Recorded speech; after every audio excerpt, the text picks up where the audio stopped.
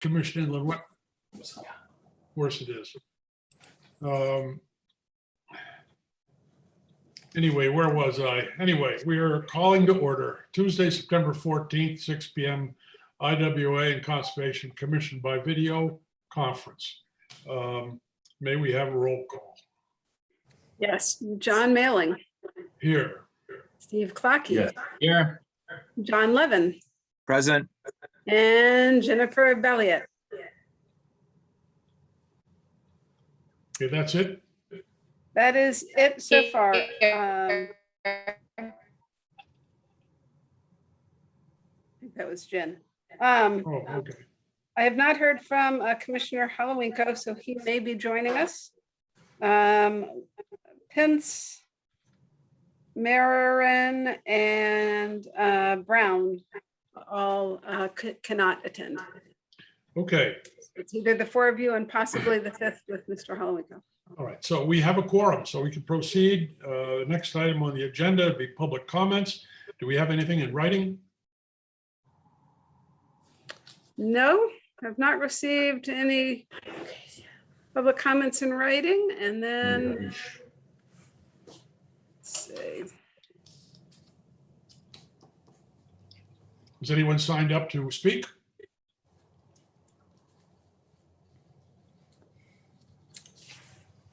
No, I guess if any of the attendees that are listening in, if you are here to speak on the public hearing, which the public hearing starts at 7 p.m.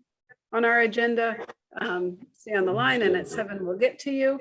Or if you want to speak on any of the pending applications or any inland wetland matter, we cannot have you speak on those, but if you want to make any other public comments regarding the Conservation Commission, you can use the raise your hand feature now. Okay. None apparent. I have 1, 2, 3, 4, 5, 6 thumbnails, so that's all I can work with. You have them all, right?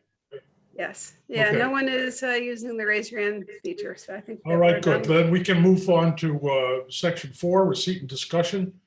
S21 577 63 Cranberry Road, Lombardi corrective action, construction of retaining walls, guarded deck with storage underneath it and adjacent to wetlands and watercourse.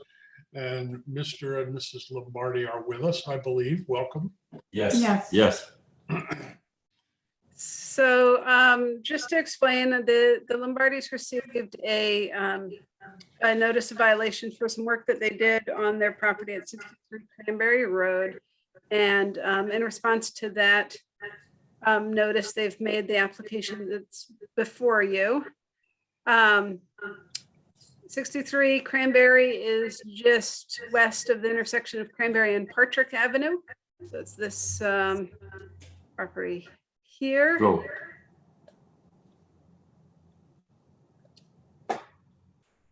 And I'll just turn off the green layer that I just turned off was the back on briefly was the approximate location of the flagged wetlands.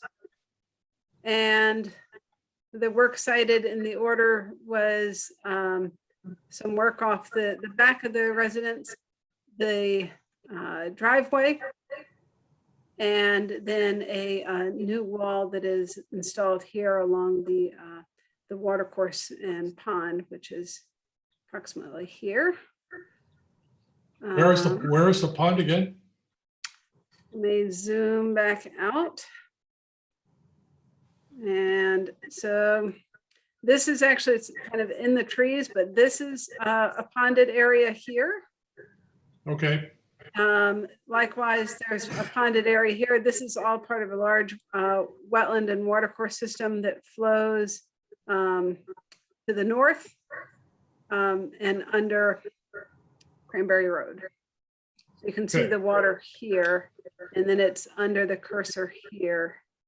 And then it does get a little hard to differentiate tree shadows from water, but these are shadows. This area is water. Okay, thank you. We'll go to their survey. So again, here's Cranberry Road. On the right side of the screen, the residence, the driveway, the water course is directly adjacent to the driveway, this location. And as what's cited in the notice of violation is the construction of this wall along the driveway, in addition to a retaining wall in this location here, a portion of which is within the wetlands, and the wetlands are the line that is kind of a has dots on it. And so it's this work right here that is within the wetland itself. So with that, I believe that the Lombardis are present. Yes. Yes, I'm over here. Okay, so if you just want to kind of briefly go over your application, Yes. that would be great. And you can either share your screen or I can share for you. Yeah, you can share. Share the Okay. screen, yeah. All right, and so I'll keep it on this one for now. Yes, yes. Okay. So I don't know if there's anything else that you'd like to add or explain to the commission. Yeah. One thing is scare me. Is you call a wall. Okay, it's a 5-inch curbing. I call a wall when you got 24-inch, 24-inch. That's a wall for me. And I said whatever I did, it's a 5-inch curbing. I don't know if you let me continue it. I try to build my garden, and we got a lot of deer, and as I be trying to protect the deer with the curbing, which I got a pole so I can put a net around the 5-inch curbing. And you want to let me continue more? It's okay. Oh, what happened? The lights, yeah, okay. Okay, go ahead. Yeah, that's what my plan to do. To have my garden, because I'm retired, and I want to have the garden because this is my priority. And I came from Italy, and it's not because I try to build some things. I just to say I want to have my garden, because I used to have my old house. We sold Wilton because it was too expensive. We moved to Norwalk. And my priority is to have my garden because I came from farmer. Yes, go ahead.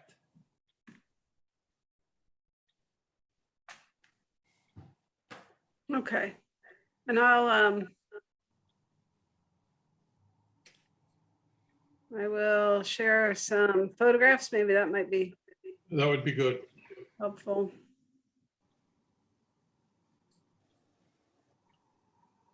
See if my computer operates.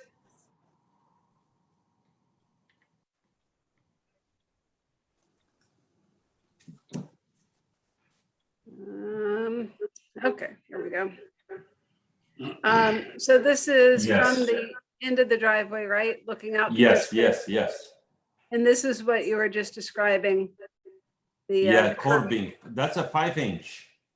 5-inch okay. curbing, because I gotta have a paving too, and I'm gonna have like a little trees over there, and the paving is gonna go right next to it, and I try to prepare. Because we only got this house 1 year. I mean, we only live about 10 months, 8 months. And this is new for us. And I try to, I did the curbing. We got to do the driveway. We got a stone wall. I know I might be in violation of something, but, yeah, this is my garden. Yes, this is my garden. So this is where it continues. And then, so this is the area that was raised up, right? So this is the water course here. Yes, it's about, that's the water, yes. And then the pond is over here in the back. The pond is in the back. Now, let me if this is gonna be helping me out or not, but I want to try to tell you, that pond it's supposed to be building from 1972 from the old owner, because this is the story they tell me. Okay, and they did a stone wall all the way around. It's still there. And there is a power. There is a power, 2 lamps. There's a step going to the pound. And there's a fountain with the elephant. It is more than a barn. So I will call that recreation pound, because there's no way the stream, I know the stream goes all the way around. From 1972, this maybe he had a permit or he didn't have no permit. And he created this beautiful pound for for ice skating. Because it's still there. The fountain is still there. The elephant is still there. The 2 lamps are still there. And the stone wall around that beautiful stone is. So I figured that this is a recreation pound. It's not really a stream came from wetland from over there. I mean, that's what I believe. I mean, now you try to tell me it's still available. It's not available to have my recreation. I can take care of the pound very nice, or I cannot touch it at all. From the day you came over, I don't not did anything. I mean, you must have a picture. You come down. I don't did nothing at all from the day you came over and talked to you. Go ahead. Right. No, and that's great that that you stopped. Yes. And then this was the deck, right? That was Yeah, this is the deck. Which was on the original. And we had when we bought the house, we had a proposed deck. Okay. And then it's like, okay, I don't know what's this at. We had a proposed deck. I know I spent a little bit more than that. And I still got a blueprint in the proposed deck. I spent a little more because of what maybe it was too small. And then I figure that there was a pound. It was not really wetland. I figured that maybe that there's a recreation pound, so maybe I can go a little close. I mean, I don't know how much you want to punish me. It's just, but I do not kill anybody. Whatever I did it. You tell me to stop the work, and it's still there. I don't do nothing. But I try to collaborate with you guys. I came down and see you. I pay whatever I had to pay. And I want to feel collaborate with you guys. Whatever I cannot do it. I'm a gentleman. Thank you. thank you. Okay.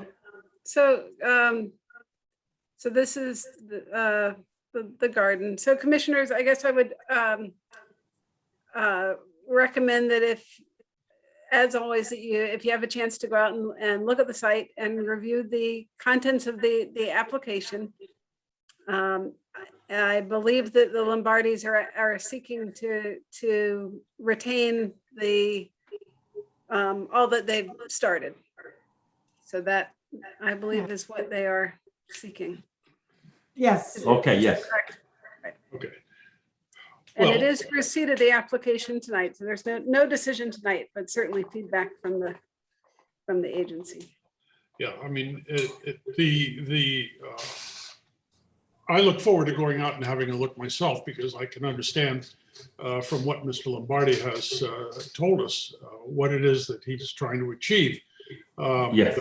The problem is that Mr. Lombardi has, I think, unknowingly run up against a wall, and the wall is literally not just a physical wall, but the fact that one cannot in Norwalk or any other city in Connecticut put a structure into a wetlands. And before even thinking about doing that, one must apply for a permit, which will not be granted because of the protection of the wetlands. So Yes. what we have to do is to puzzle out something that's not going to just completely throw Mr. and Mrs. Lombardi under the bus, but which is going to respect the rules and laws. So Alexis, we'll get a copy of the application. Yes, it is posted on the website. Oh, it is. Okay, good. Yes, and I can mail you a paper copy if you like. No, if it's on the website, that's fine. Okay, so it's officially received and we will have a look and we will discuss among ourselves. And Mr. and Mrs. Lombardi, thank you for coming in you. and Thank you. for Thank you. attempting to cooperate. I want to collaborate with you guys. Anything I did it wrong, I want to do it over again, and I want to be happy. I want to enjoy my retirement. Let's work on that. Yes, Us retired guys have to stick together. yes. I got my beautiful wife over here too. All right. Unless there's more from others, any other commissioner have something to add here or say or no? Okay. Yes. Then, I'm sorry. Did I hear a yes from a commissioner? No. No. Fine. Okay, thanks again, Mr. and Mrs. Lombardi. And Thank we you, will- thank you so Thank you. much. Thank you very much. We will move on to S21 580, 8 Leslie Lane, Okay, that's it first. Kirche. That's the number. Did I pronounce that correctly? Kirch? I believe it's Kershey, but I Kirschy? could be wrong. Let me, Are they here? yes, We can stop the video thing. We can stop, right? yes, Indeed. We can Yes, stop, thank you. right? Yeah. Thank you. Yeah. Thank you. Okay. Okay, because they're doing now. let's see.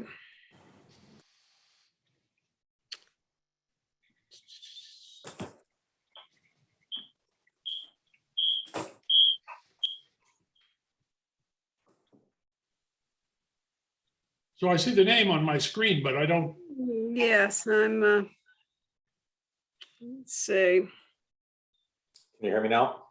Ah, there you are. Good evening. Yeah, Kirschy's correct pronunciation. We're very close. Hershey. Okay, cool. Okay, so this was also a myself organized here, a result of a notice of violation. The violation was actually from 2019, and there had been no traction on it. And recently, Mr. Kershey, who is, I believe, the son of the owner, approached my office looking to get it rectified in preparation for sale of the property. It is, let's see, let me just try to share my screen again. Just give you some locational information.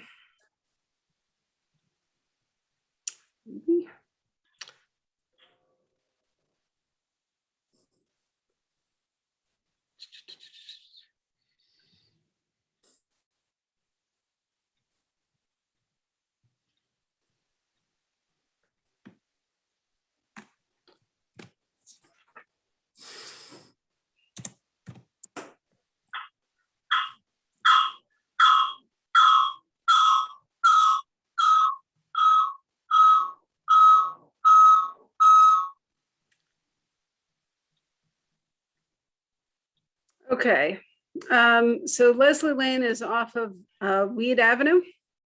So you're in the western portion of Norwalk. This is the, I don't know, depending on how long you've been in Norwalk, the Dolce Center or the Prudential Center or the Friars, or now it's, I think it's Lakota Oaks. Leslie Lane is a cul-de-sac off of Weed Avenue, and there is a rear lot, which is 8 Leslie Lane.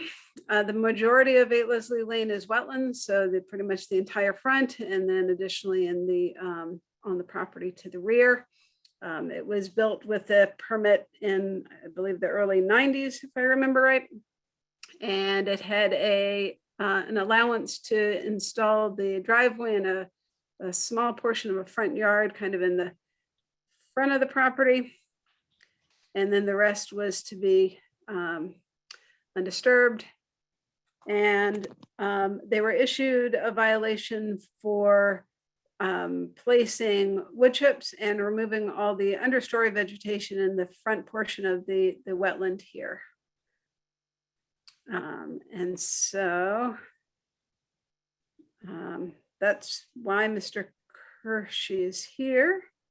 If you want to give a brief overview of your application, I can share my screen, or you are welcome to, whatever you prefer. Yes, if you could please share it, Alexis. Okay, give me a And- second to switch. If we could move to page 10, please.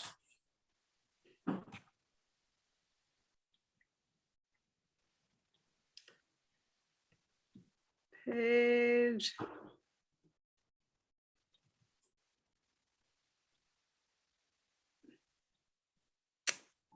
There you go. I believe. Yes. Yeah, so in regard to the specific matters requiring correction, we are planning on implementing 100% conformity to what is being asked by the commission, namely revegetation of the affected area.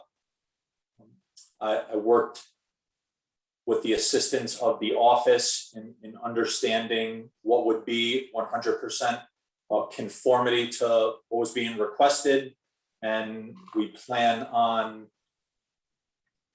planting approximately 30 to 35 3-foot moisture tolerant plants native to New England within a 3,300 square foot area. And then also, in addition, we're going to be seeding a 13,000 square foot affected area with moisture tolerant seed mix native to New England.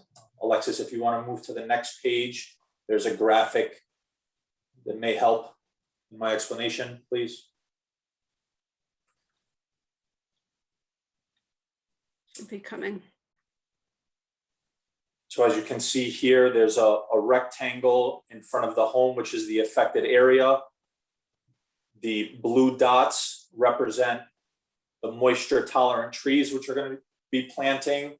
And the area shaded in green is where we intend to spread the native seed mix.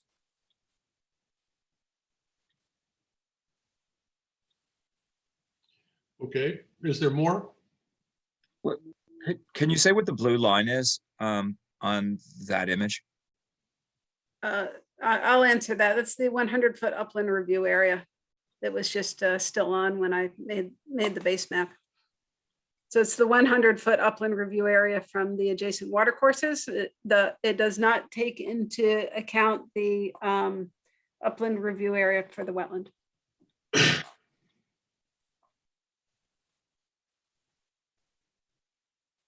So this residence was constructed within the upland review area of the watercourses. It was constructed prior to Norwalk defining an upland review area. When Norwalk first adopted the wetland regulations, it just said that any activity affecting wetlands and watercourses, then you did not have a defined upland review area. As far as I can tell, if there's a wetland or watercourse on the property itself, they would require a permit.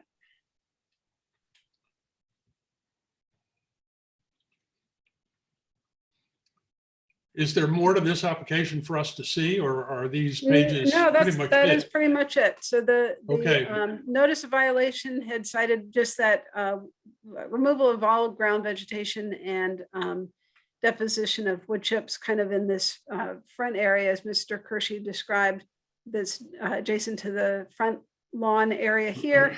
And then this area has been more cleared. That's a terrible description.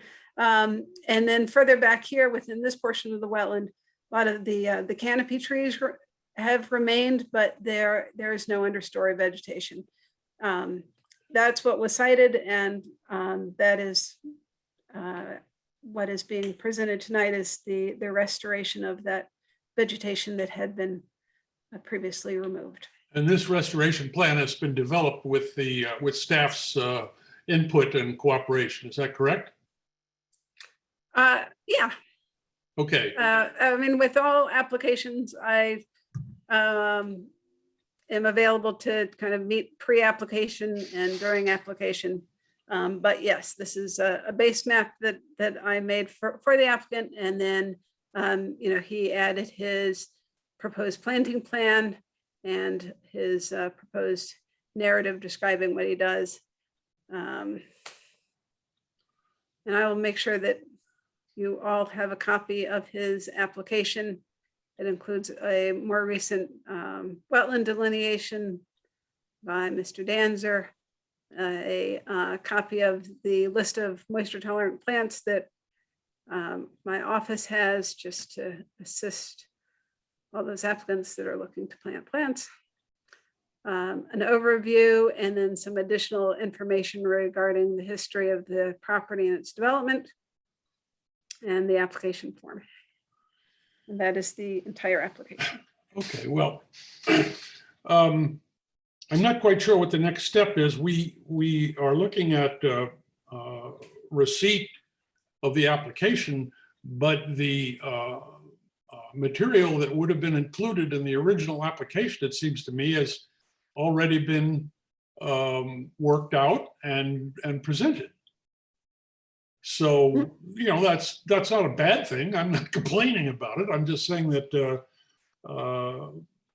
you know, one would want to, unless anybody in the commission has got some idea that affects what either the applicant or staff have presented here, you know, we should move towards, you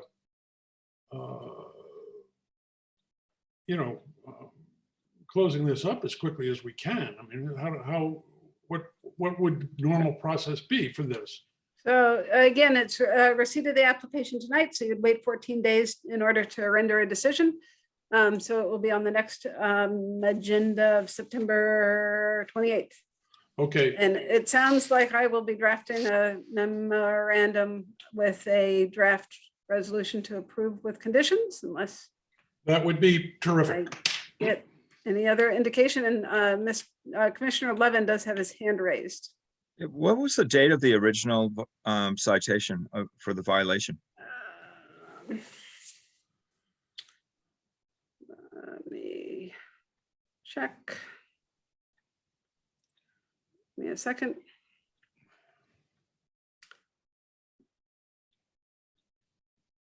It was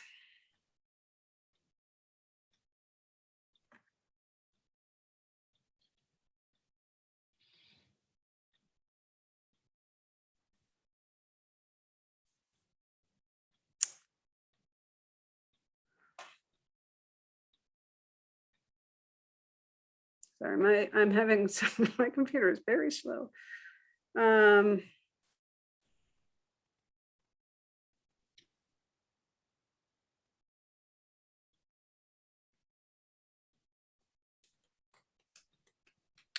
It's opening.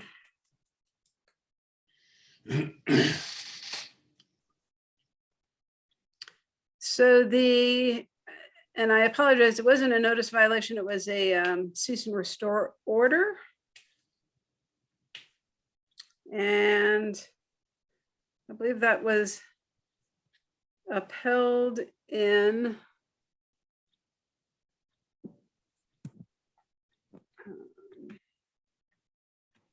August 2019. So it was first issued as an order in July 2019 and then upheld in August 2019. And is this application that you received today, which is, of course, is not yet on the website, is this the first response to the cease and restore order? Or had there been prior anything? It was the first response. I had met with the applicant's father, I believe, and there were, I think, a variety of personal circumstances that made response to the order very slow. But it is now being picked up by his son. Is there a bond involved? There would be in the draft resolution that I will prepare for your next meeting, which would be typical for any corrective action permit application. But nothing Permit. prior? There's No. nothing prior. Okay, fine, got it. All right, that would be terrific if we can draft a resolution. You know, I appreciate Mr. Kirsch's comprehensive response to this. Okay. And so now we can move along. Thank you, Mr. Kirscher. Thank you for your time, everyone. Have a wonderful evening. Yeah, thank you. You too. Thank you. Moving on to 5, we've got 4 discussion and decisions before we do the public hearings at 7. So let's see what we can do. Number 1, discussion or decision 1, S21-570 40 Fullen Road. The applicant has been before us several times, and we have a resolution in hand. Is anybody representing, is Mr. Well, you've had a public hearing, it is closed, so I don't know if they are listening in, but they would not be able to speak Oh, okay. because you've closed the hearing in the record. All right.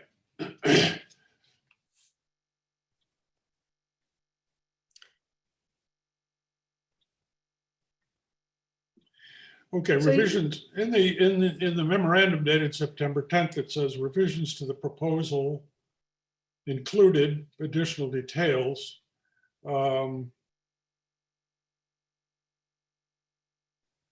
And the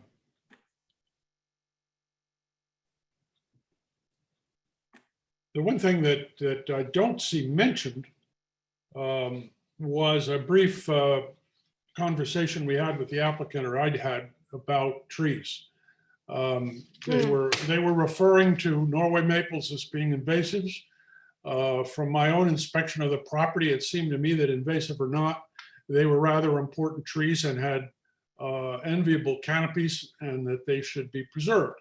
And if I remember correctly, the applicant said that they would preserve them. I just don't see that written down. The culvert and all that is all here that we talked about.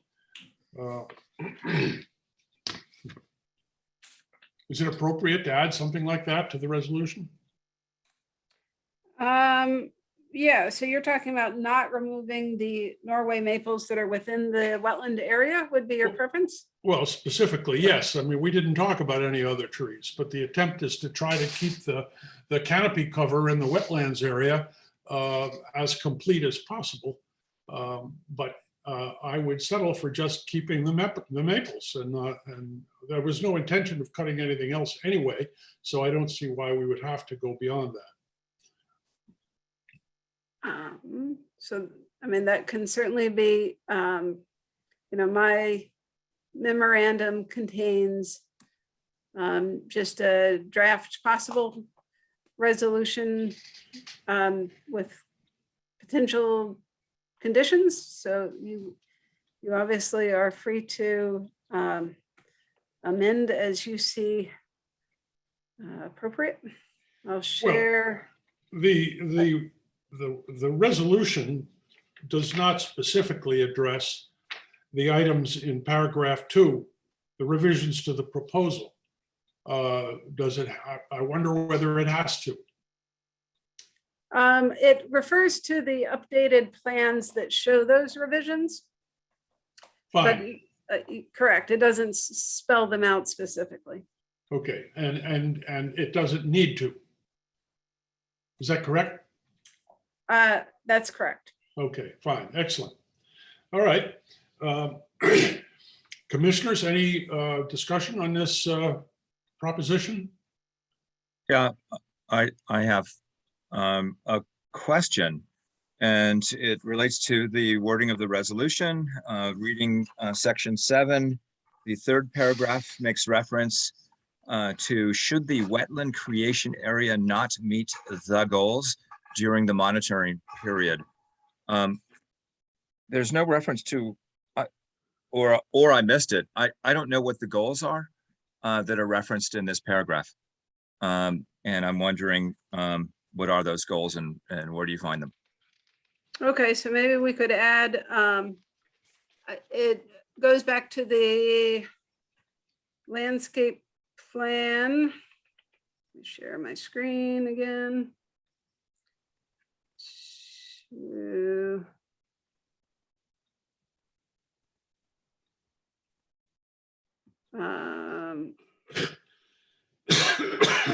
Landscape plan, LP2, the second sheet of the submitted landscape plan, which has notes regarding the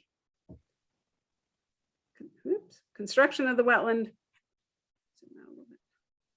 the way the created wetland is managed, and wetland creation goals. So perhaps it should specifically refer to the goals in LP2 by Environmental Land Solutions. Yes, it should. And, you know, I think the easiest thing would be to simply take those goals, reference the document itself and lift the language from the goals and place it directly into the resolution. Also, Commissioner Mailing mentioned preservation of the Norway maples.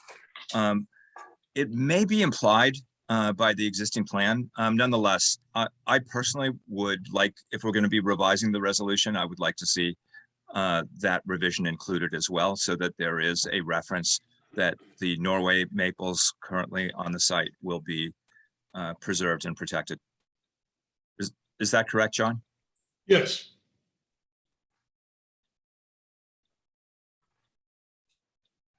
I mean, the applicant specifically brought up the Norway maples as being invasives to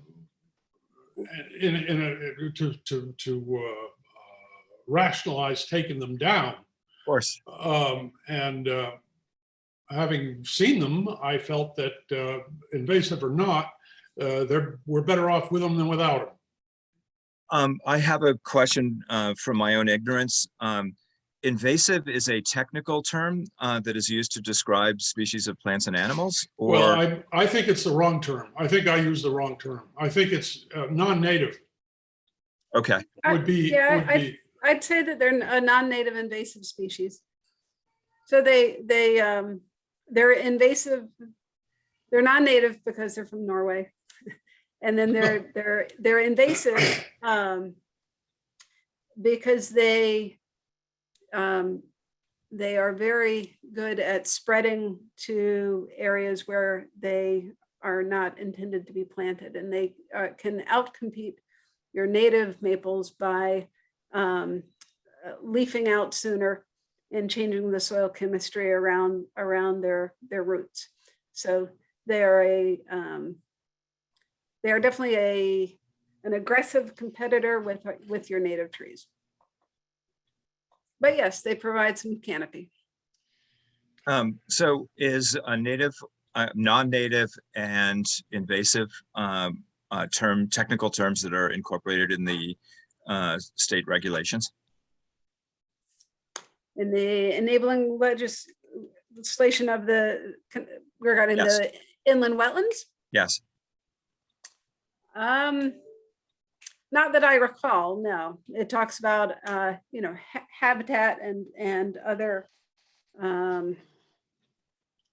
other goals of wetlands, but I don't think invasive species are specifically called out within the inland wetland regulations. They're more of a general habitat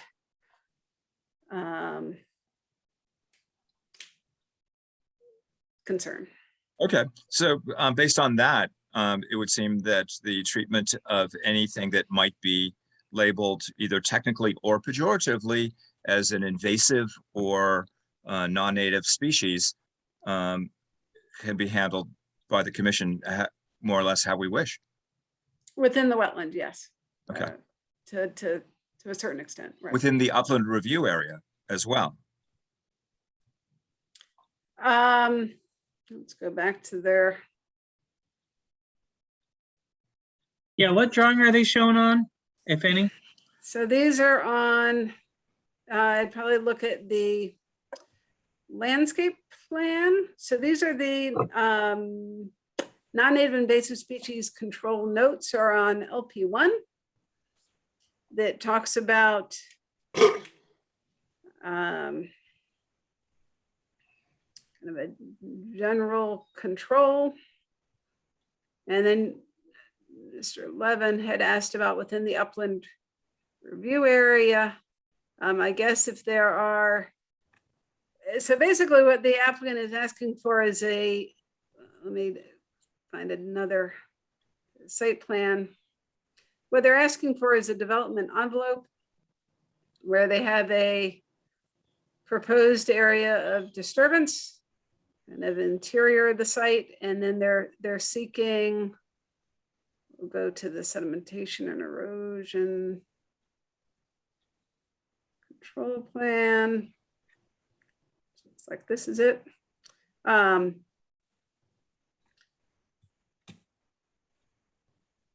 Oops, wrong direction, sorry.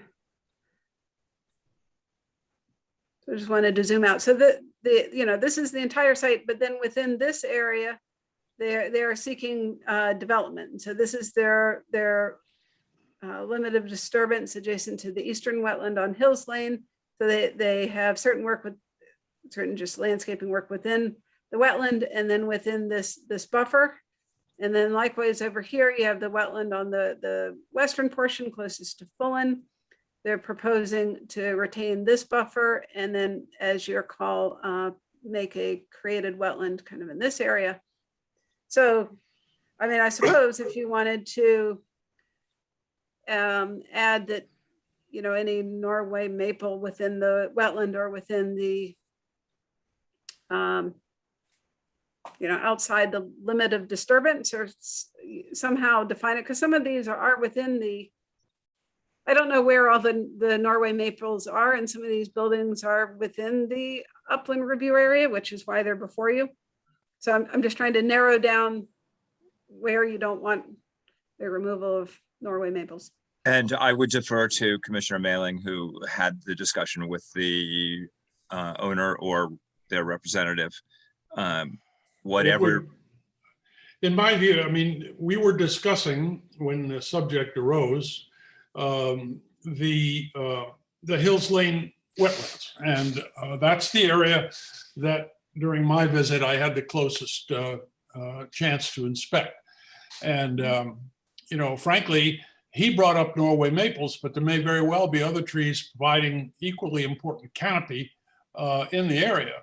And if we're going to make any kind of specific reference to those trees in that canopy, I would phrase it in such a way as to say that the proposal looks to the preservation of the tree canopy, including the Norway maples that exist on the property. I mean, in that way, we spread it out a little bit. I said they did not object and went out of their way to say that they would be perfectly happy to comply with whatever we want. So my feeling is that we should spell it out, like Commissioner Levin pointed out, and have it there. As long as they're looking to, you know, cooperate with us, I don't think it matters much to them. I think it probably saves them money if they can preserve the trees. As far as the native maples are concerned, my sense from looking at it is that the Norways have already won that war. But anyway, that's the background and substance of my interest in it.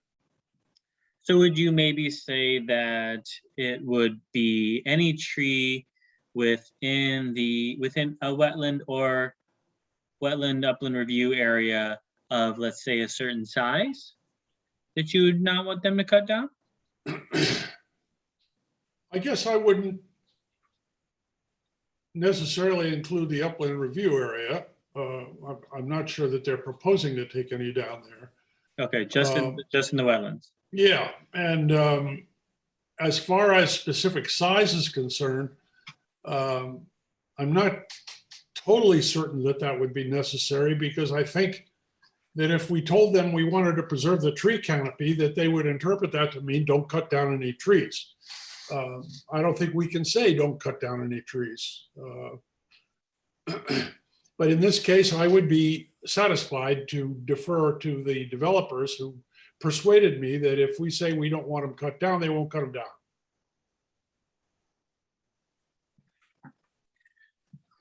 Okay, so you're looking at maybe an additional special condition that says something to the effect of that the permittee shall take measures to maintain the tree canopy to the maximum extent possible within the wetland areas. I think there would have to be language that specifically references, probably, I hate to say it, probably a set number of mature Norway maples, because the current plan in place, or at least based on the document that you showed earlier, Alexis, allows for the removal of non-native and invasive species in total. I don't Am I know. making sense? Well, I don't have a set number of existing maples, Norway maples. I don't Then- think we can't go back out and No. count them now, because the bell has rung. We're out of time. How about just the special condition that Norway maples shall be excluded from the non-native invasive plant management protocol? And be preserved. Yeah, I mean, one could also say, and I really don't want to get hung up in the semantics here, but one could also say that the preservation of the tree canopy, including the Norway maples, is something that needs to happen. To refer to the broad group and then specify the subgroup. In whatever language makes sense to you, Alexis. And then subject to that, I would approve this application. Does anybody have any further comments on this or contributions?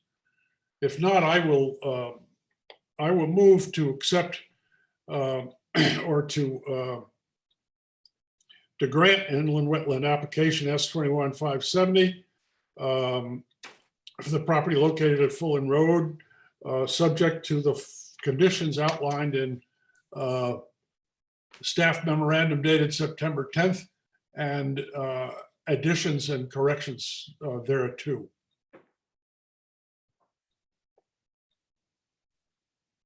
That's my motion. Any discussion? Requires a second.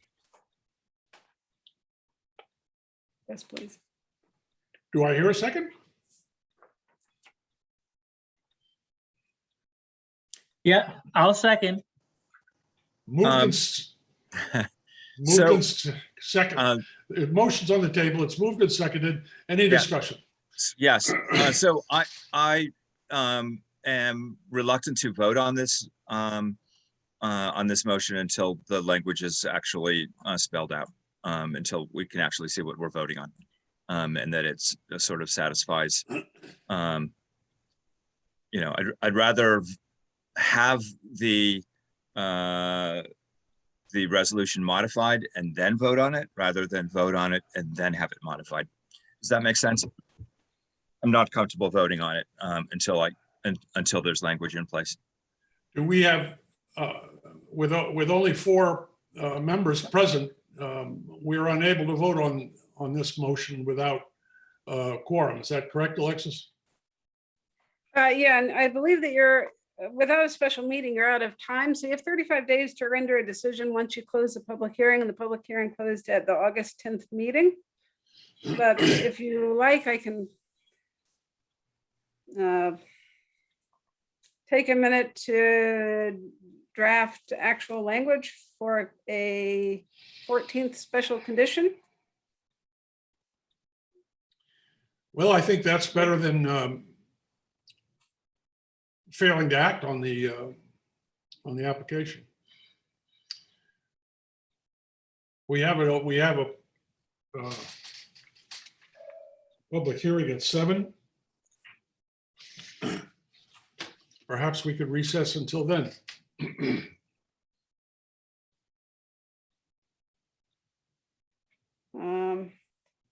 So how about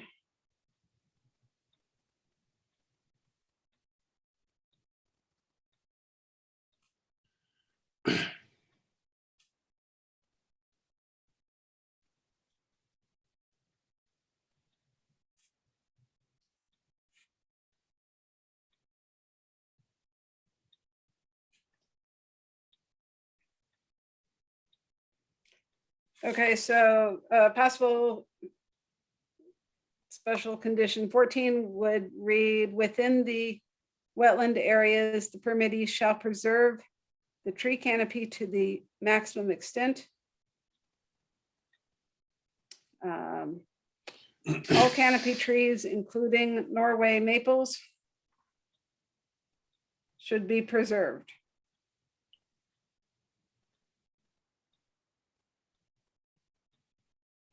I'm not a lawyer, but you might have to say something like other sections notwithstanding. Okay.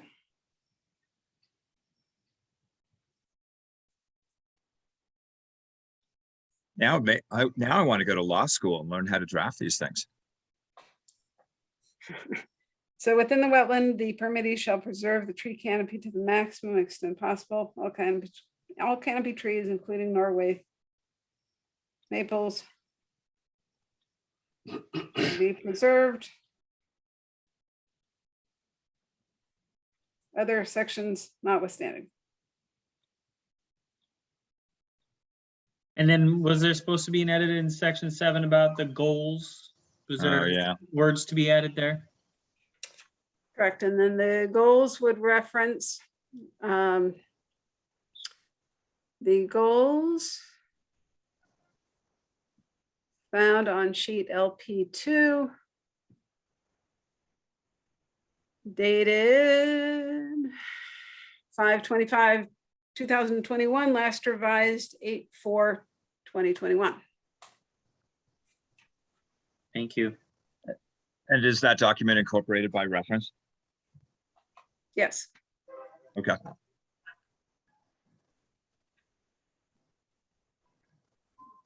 So does the motion still stand with, to include this additional discussion, It stands. With that clarification? that clarification? Let's vote. Any further discussion? All in favor of the motion, please say aye. Aye. Aye. Aye. Opposed? Abstaining? Did we hear Jen? Application, yeah, Jen, are you in there? I'm here. Aye. Okay.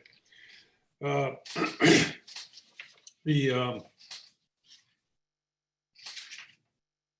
application is granted. It's now 6:54. Do we want to tackle a new one before the 7 o'clock meeting or take a break? It's up to you. It's if you want to make a, If we I don't take know a how break, quick- do I have to move it? I mean, does it have to have a motion or can we just put our pencils down for 5 minutes? you can put your pencils down for 5 minutes. Good. So we can, I will pause recording. So we'll have a 5-minute recess until 7 p.m. Thank you. This meeting is, ta-da. Okay. All right, so if you want to go ahead and officially open the public hearing, and then I can go over how the public hearing works here on Zoom, and then we'll begin. This is a public hearing on corrective action application S21-576, 70 Witch Lane, Horvath property, fill removal and landscaping in and adjacent to wetlands and a watercourse. And I'll just quickly take the roll call again. We have John Mailing, Here, Steve Clocky, Here. John Levin, Present. and Jen Balliet. Present. Thank you. I'll just start off with noting that the public hearing was published in the Norwalk Hour twice, advertising it the time and date of the hearing, and that it would be held as a virtual online regular meeting this evening at 7. I also received proof that notice had been mailed to the abutting and adjacent property owners surrounding 70 Witch Lane. Just to go over public hearing procedure real quickly, the applicant will be invited to make a brief presentation and describe their proposal. And then at some point following that presentation, the chair will open it up to public comments. If you are watching and would like to speak at the time of the public comments are opened, you can use the raise your hand feature in Zoom to indicate that you would like to speak. And then I will call your name off in order of who raised their hand first. It is not a back and forth discussion, but it is your chance to make a comment or provide additional information. Typically, the agency is looking at the submitted information from the applicant and any guidance from staff. What a public hearing allows is for the public to provide additional information to the agency so that they can potentially make a more informed decision. And so we have you make your comment, and then once you have made your statement, we would move on to the next person. And then once we are done with the public comments, we return to the applicant, and the applicant has the opportunity for a rebuttal. And if they wish, they can answer any questions that the public had asked. So that's what we have before us. With that, Chairman, I believe the applicant team is here if you want to give them the floor, unless you have any other questions for me. Not prior to the application. I invite the applicant to come forward and bring us up to date. I don't know who's here. I mean, is it represented by council or by themselves, or how is it working? Yes, Mr. Chairman, Liz Suchy of Carmody Torrance. I am on this call with Kate Throckmorton of Environmental Land Solutions, and also participating tonight is my client, Jennifer Horvath, who is also the property owner. So we're ready to proceed if you would like us to do so. Welcome. You're on. Thank you, Mr. and members of the commission. For the record, my name is Liz Suchy. I'm a partner at the law firm of Carmody Torrance, Sandak and Hennessy, 707 Summer Street in Stamford, Connecticut. And I represent the property owner and applicant, Jennifer Horvath, who is also present this evening. As I mentioned before, Kate Throckmorton, the principal of Environmental Land Solutions, is also participating. Kate evaluated the wetlands report and provided a wetland mitigation plan, and we'll be making a presentation tonight with respect to that wetland mitigation plan. As mentioned, the property is at 70 Witch Lane, it's District 6, Block 20D, Lot 19 at 70, as I said, 70 Witch. The zone is A residence and the parcel is just over 3/4 of an acre. Existing conditions, as you've seen earlier in August when we made our initial presentation, there's a single family house that was built in 1960. There is an intermittent water course that flows in a westerly direction on the property, and there are upland review areas that extend from this water course in both directions. In addition, there are off-site wetlands on adjoining properties, and upland review areas flow from those off-site wetlands onto this property. By way of background, in May of this year, you saw Kate Throckmorton and I at a show cause hearing on file number V21-1021 for work that was undertaken without permits or commission approval. At that time, all activity had ceased on the property. Thereafter, the wetlands and watercourse were flagged by both Otto Thiel and then Steve Danzer, and a report by Steve Danzer was submitted and should be part of the file.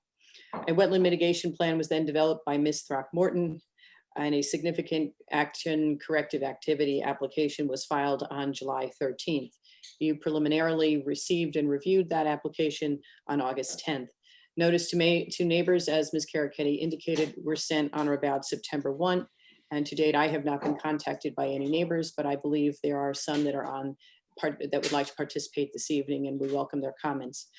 Excuse me. In addition, plans were modified and resubmitted to staff that incorporated some changes to landscaping that were made. Those comments were suggested by Alexis and then incorporated to revised plans submitted on September 3rd.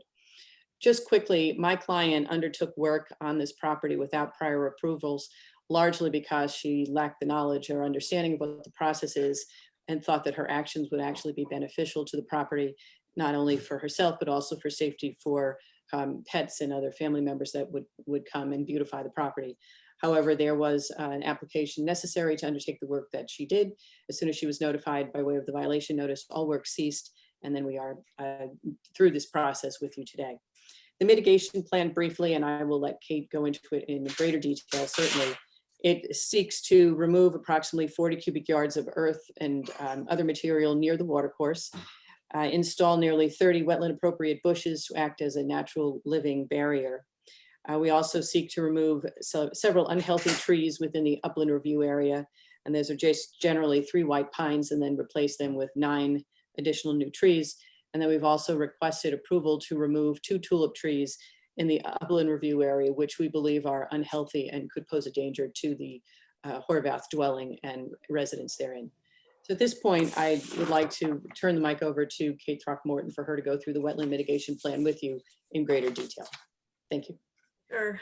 Thank you, Liz. Good evening, everyone. For the record, Kate Throckmorton, licensed landscape architect and principal at Environmental Land Solutions.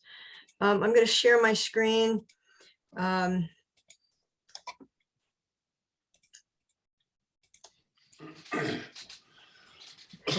So this is a plan that we prepared. I've added some color for ease of discussion and to highlight some of the areas. This is the overall plan with Witch Lane at the top of the page. The house sits centrally. The overall page includes planting and seeding notes, details for sedimentation erosion controls, and the plant list. With that, I'm going to go in a little bit closer so we can talk a little more in detail and follow the plan. So this is the site proper. As I said, this is the parking area that was recently redone, and as I understand, the primary reason for the work that was undertaken to increase the safety and functionality of that driveway, existing house. The wetland resources include this intermittent water course, which flows from the bottom to the top of the screen, I believe. And there's 2 actual wetland lines. The wetland lines are highlighted in this brighter green on the east side of the brook. And there's a wetland line that runs along the brook. That is the wetland line that was field located initially by Otto Thiel, but it did not include the area that was filled. Steve Danzer went out and reflagged this second line, which reflects the original wetland line. So I'm going to walk you around kind of counterclockwise. I think that would be the most logical way to lead you through the plan, and we can certainly go back to anything specific that you need to. So at the upper left-hand corner, we've got 9 proposed white pine trees If you've been out there, there's several existing pine trees that I think, I'm not sure exactly when they're planted, but they're in poor shape. So they're going to be taken out and replaced with 9 trees. There's an existing wall, or I should say it was constructed during this work, that runs along the property line and down this edge of the lawn. That's asked to remain. Then we continue down. There is an existing tulip tree, which is here, and here 2 tulip trees that Liz had noted. We're asking that those come down, and there is a report from an arborist testifying that these trees are in poor health and may, if come down, will create some significant damage to the house, and that's why we've asked that they come out. They will be replaced by another shade tree, a black tupelo in kind, which is a smaller growing but a large shade tree, which we think will replace the canopy and not pose the same significant damage that a mature tulip can to the house. The other notes focus on this area, which was the impacted wetland area.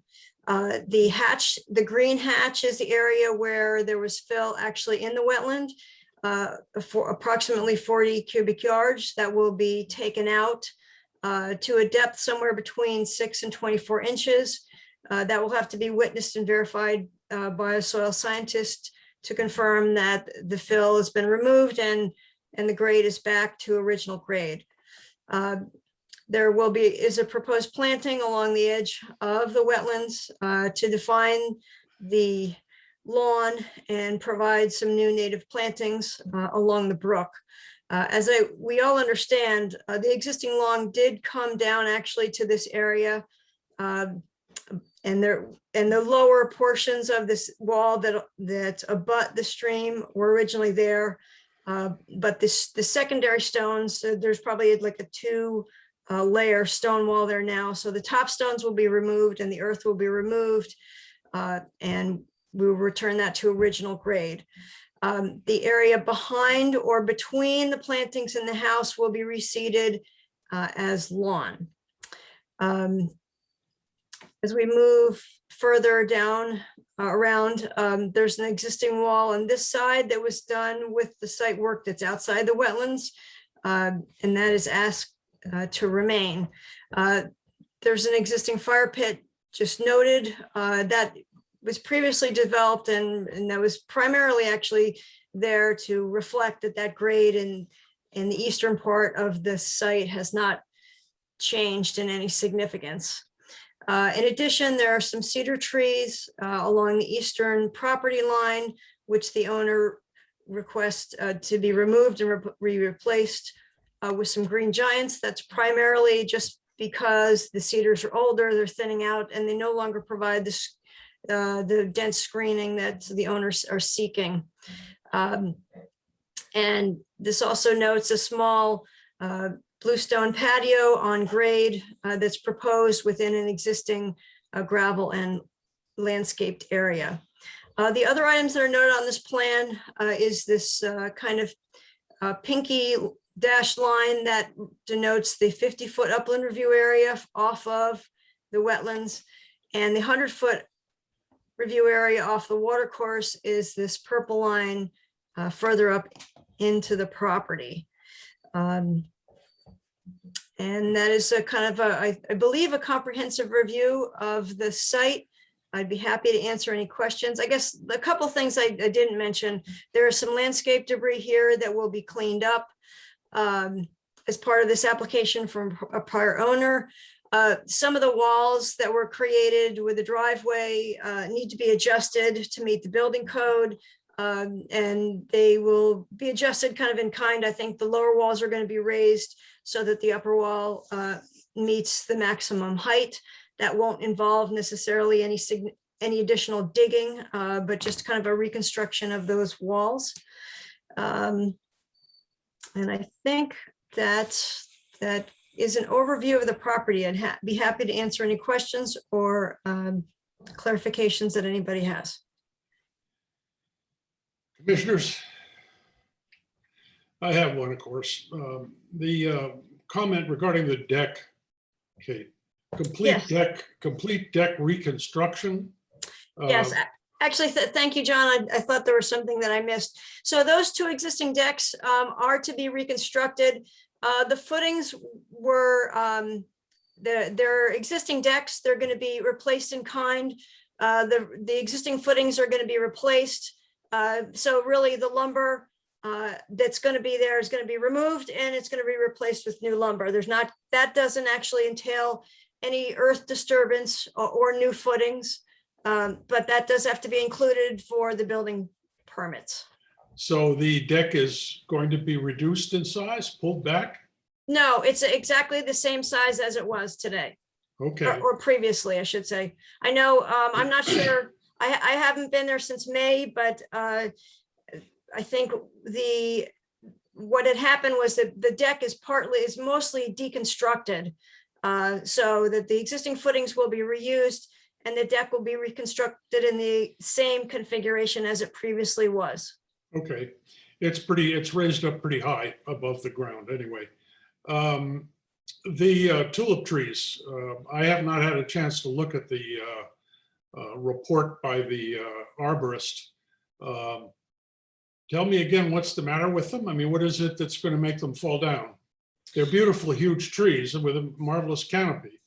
It'll be very difficult to replace the canopy on both of those big trees. I agree with that observation, John. I think the concern is that tulip trees, as you've observed, are very large, but they're also fast growing and fairly weak wooded trees. And when they do fail, they fail fairly catastrophically, and that the whole tree comes down. They don't just come down in bits. So I think there was a concern by the owner that these trees are a threat to the house. She consulted an arborist, and he provided backup information that he also had that opinion. So we are providing replacements. I do concur that the replacements will take some time to mimic the trees that are there. But so there's nothing actually wrong with them at the moment, other than the fact that they are very large and very threatening. Hi, this is Jen. I actually, I have a comment. So the arborist noticed, as did my husband, the backside of that tree at the bottom of the map actually has a very large rotted area. It's probably close to a foot. 5 feet. That's the one on the other side of the stream? Yes. Okay. My husband just corrected me. It's closer to 4 or 5 feet. It's a very large rotted area on the back. He was actually surprised it was still standing. So that that one really needs to come down before it There's falls. there's a lot of canopy down there anyway, on the other side of the In the stream. back, yes. But up the other tree is not showing those kinds of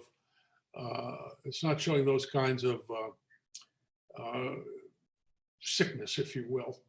On the other hand, the branches and limbs do hang over the house rather substantially from that tree. And we did have some roof damage and skylight damage from pieces of that tree that have fallen already. Was the arborist letter submitted, or did I miss that, or? Liz, I had thought- sent. Go ahead, sorry. I'm sorry, Jen and Alexis and commissioners. I thought we had submitted something from Jen's arborist. If not, we will certainly get that to you. But Jen, correct me if I'm wrong, that I believe that was submitted. It was, we actually had 2 people come. One was from Save a Tree, and I forget the name. Timberstone was the second one. But yeah. Well, I'm satisfied that the tree, the one on the other side of the stream is definitely a threat. The other one, I don't know. But thank you for the enlightenment. Question, the application states that the arborist report is included with the application, but looking at the application on that's available on the website, there is no arborist report. So if it's available and it's included in the application, can we please request that it be included in the application? Certainly, Commissioner Levin, if it was not submitted for whatever reason, two things. We will get it submitted to you, and you can certainly hold your hearing open so that you have the opportunity to read it, and also so that other neighbors have the opportunity to read a document that is subsequently submitted, if that's acceptable to you and staff. Thank you. Good. Thank you, Liz. Anybody else? Yeah, I was going to ask if you know if there are photos in the arborist report of the damaged tree. There are not, but I do have photos, if you would like me to submit those. I would say that would be a good thing. Okay. Certainly, we will get those to you and to staff. Anyone else with questions on this? I think I missed, Kate, I missed what you said about where the 40 yards of fill was going and the stones. Any of the material that's going to be removed will be taken off site. Thank you. Any further questions from commissioners? Okay, we have a few people standing by, do we not, Alexis? Yes, so if you are an attendee and would like to speak, please use the raise your hand feature on Zoom. And so we'll start off. The first is Thomas Earlrich.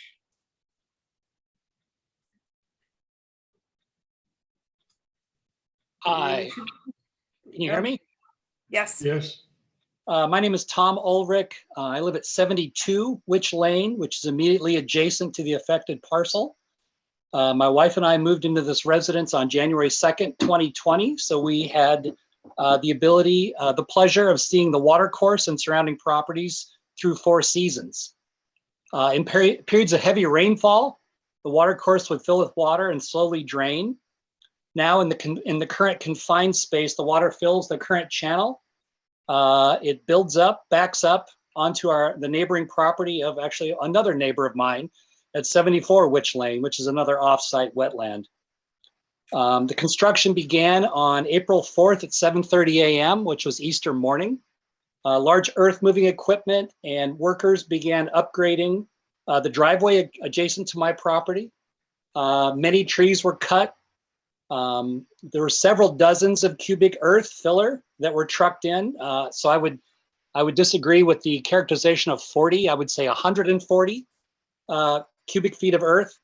Many boulders on the water course border were placed, and the grass was planted.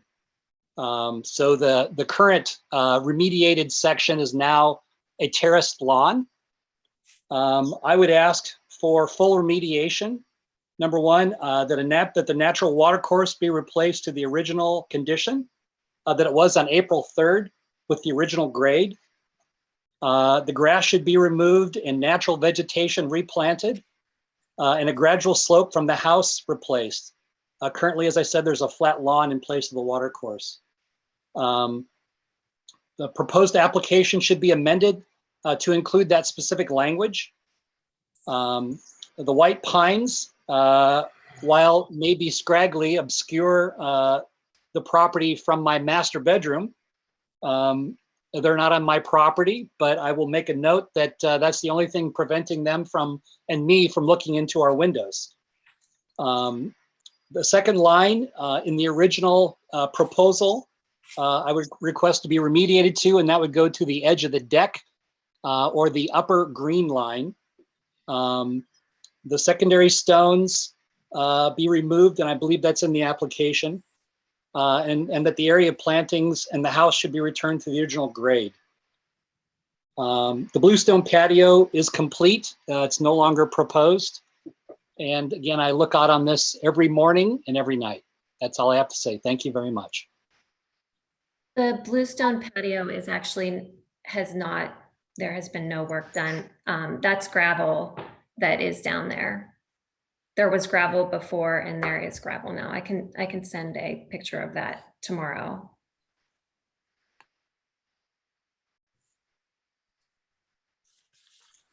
Okay, thank you. Paige, what was your proposal to replace the existing white pines? Let's see, PS is over on the side, Pinus robus. Yeah, the existing 3 white pines will be actually removed and replaced with 9 pines. So that existing screening will be restored to a much larger, more robust screening. Will the new screening be the same height as the former screening? They will be larger. I think we're talking about different things. There's a reference in the site plan, which Ms. Throckmorton submitted, which discusses removing 3 existing cedars.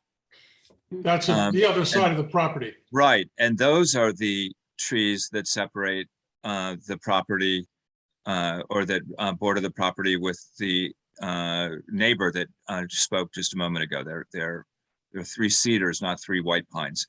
Okay. Am I correct? Yeah, just to Yes. clarify, I think I misunderstood.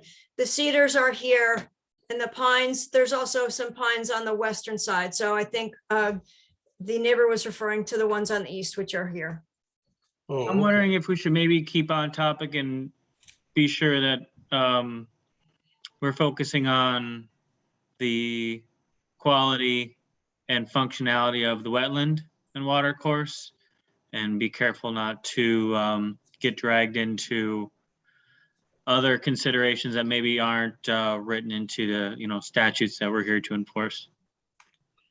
If I may, could we hear from all of the other neighbors or others, and then could we have the opportunity to respond at once rather than getting into a colloquy with each neighbor's comments and questions? let's And do Yes, that. please.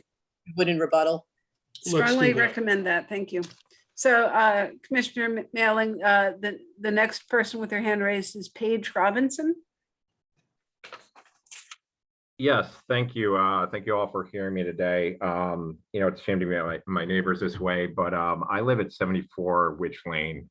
If you are looking at the stream on Kate's map, I'm at the bottom of that stream.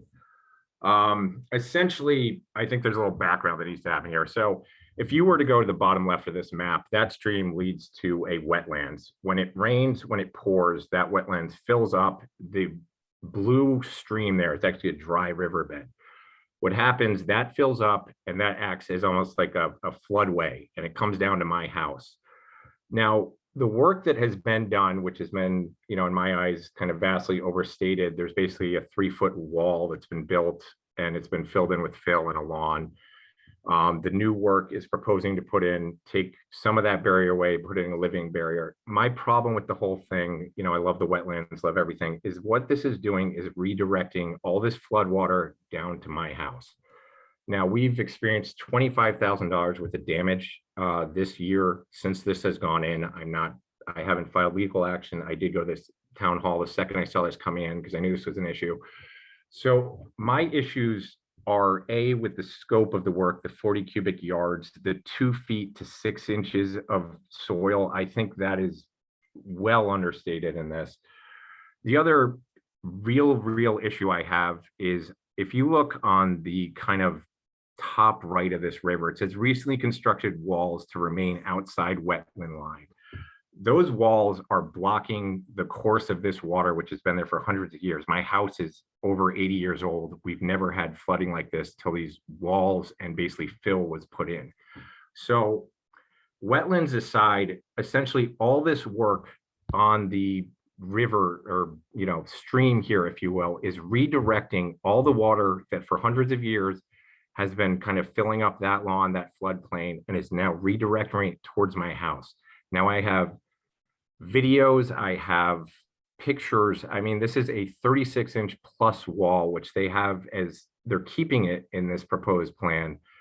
And you can see my issue is it's redirecting all of the water away from their house to their neighbor's house, which, you know, I have to kind of just object to. I have a family, I have small children, and I've never seen anything like this since this was constructed. So it's really the volume and the scope of the work that was done seems to be vastly understated. The new plan is basically going from an old barrier to a quote unquote living barrier, and not even removing, you know, what the major work that was done in this top right section, which I have pictures of. I mean, that's a 36-inch wall with major boulders and then filled in with dirt. So I'm not trying to hurt anyone's feelings here, but essentially you just redirected an entire waterway that's been there for hundreds of years towards my house, which is now flooding at a rate that I've never seen it to. And I've been there since 2017. We had some terrible storms, but nothing like the flooding we've seen. I'm happy to sit down with the neighbors and discuss this. I'm happy to walk anyone through the property, but I mean, it's been devastating, the work that's been done. So in terms of what's being proposed, I mean, I think it needs to be, they have the existing fire pit that's sitting, that was all area filled in that was floodway for this little stream that when it overflows turns into a major spillway. So that's my issue. This is all redirecting the natural course of the water, which is now coming towards my house.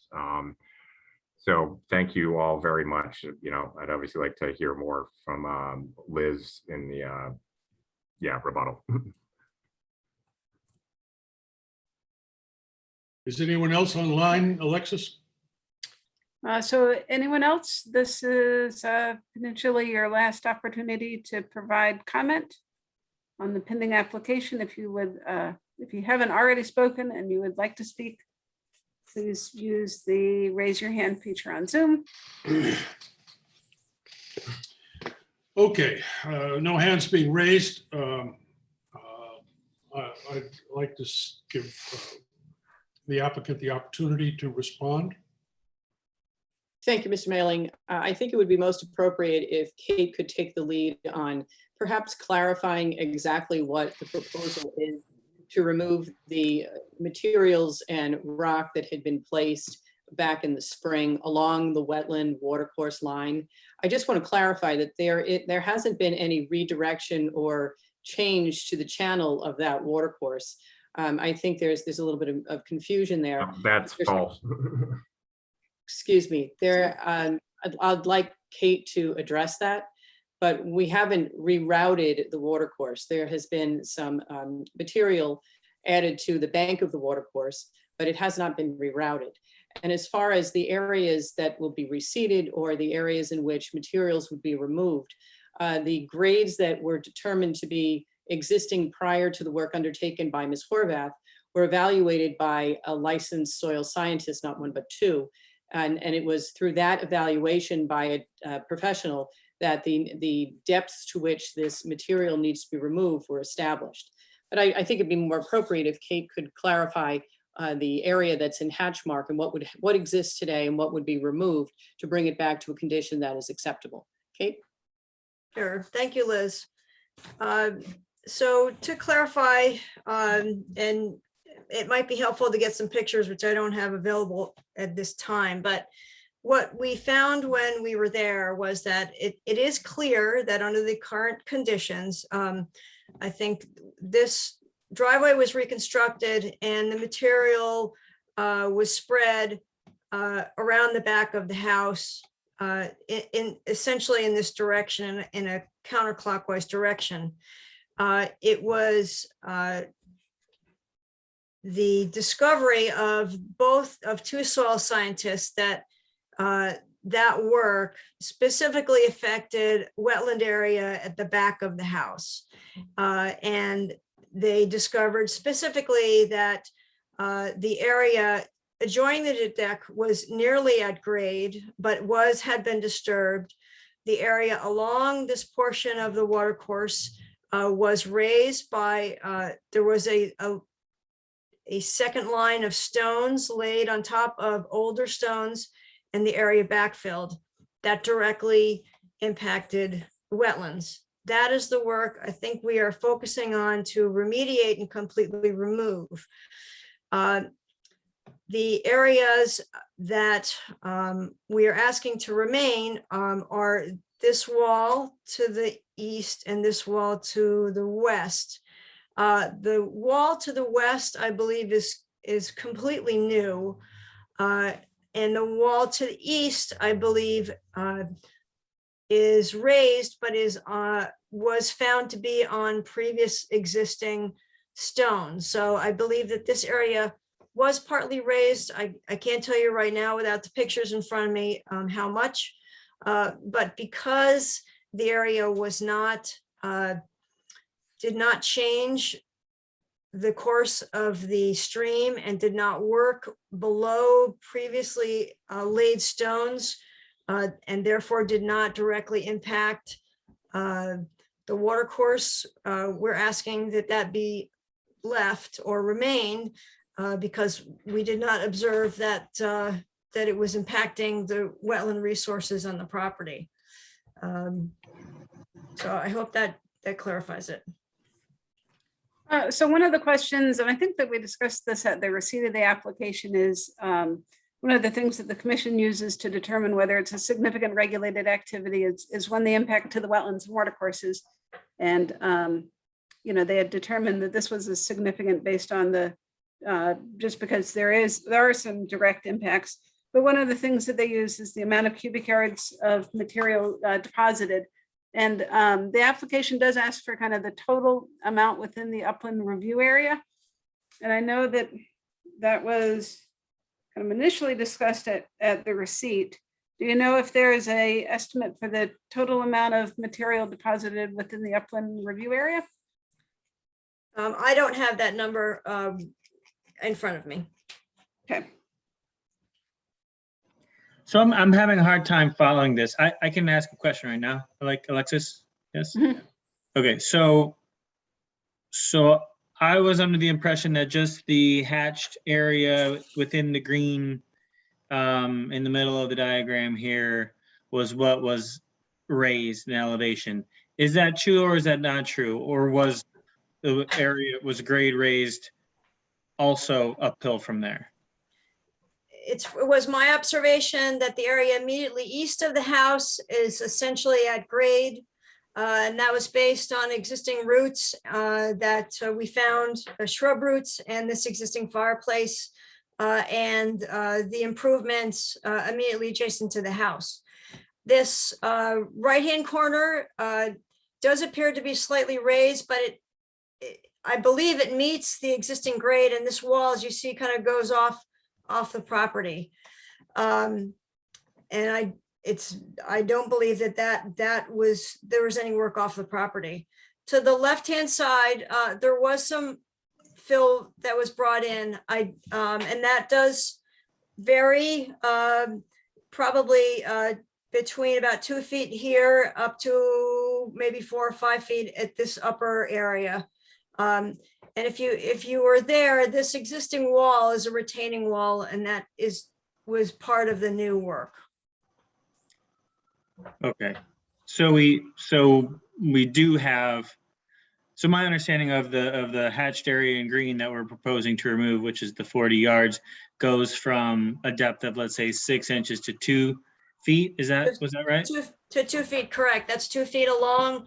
The deeper areas are along the water course, and the 6 inches and less are closer to where the house is, the existing footings, and the grades along the house, which have not been changed.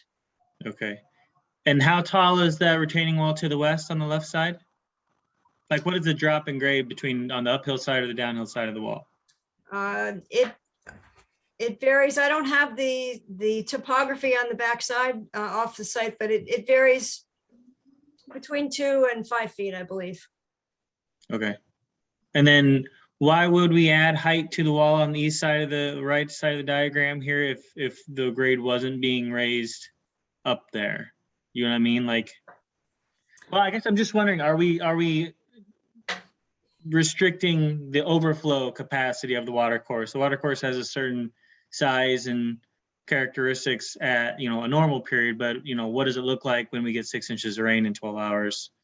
Like, can anything that has been done maybe have an effect in these odd times that we wouldn't be able to see on a regular basis? Not to my recollection. This retaining wall is part of an older retaining wall that remained. And it's very clear that this was existing before this newer work occurred. And there may have been, one layer of stones added to this, so there may be about a foot of earth here. But I don't believe that it was even part of the channel. It's several feet above where the water course is. If you walk along that water course, that stone wall is 2 to 4 to 6 feet above your head. And has not been relocated to the best of my knowledge. Okay, thanks. Yeah, I haven't been on the site, so I don't unfortunately have firsthand experience. So when the work in the grain shaded area is complete and the stones on the second tier of the wall that exists there is removed, that ground will still be substantially above the level of the intermittent water course, will it not? The area where it's hatched, I would say, is substantial. It's only about a foot. It will be a foot above the existing water course. Correct. And it causes call for speculation, but a significant increase in the amount of water in the water course would still be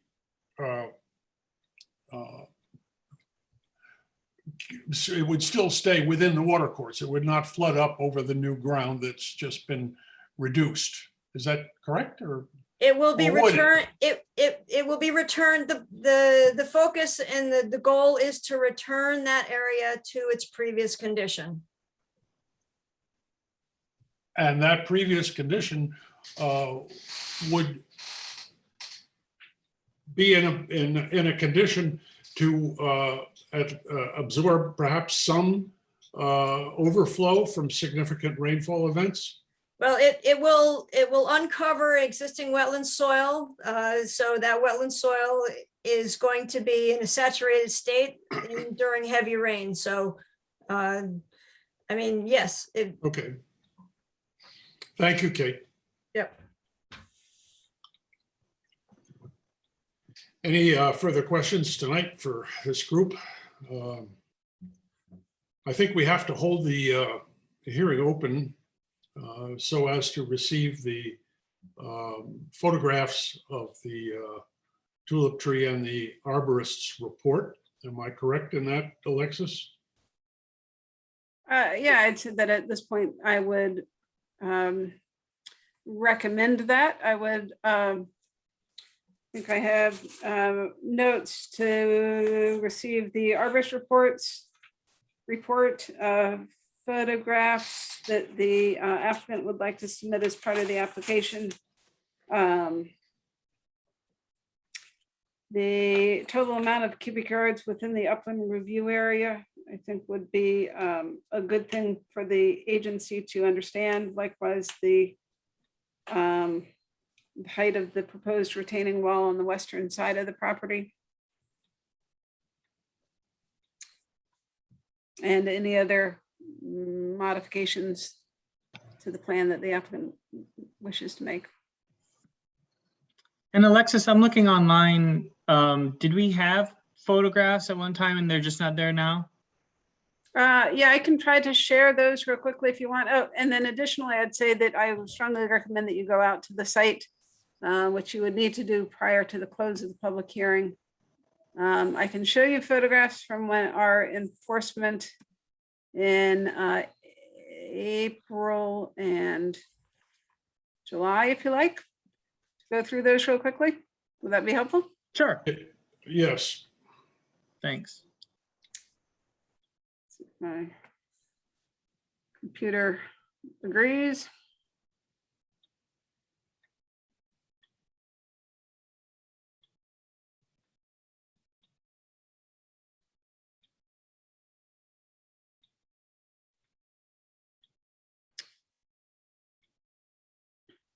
And I will, It's not a dial-up, is it, Alexis?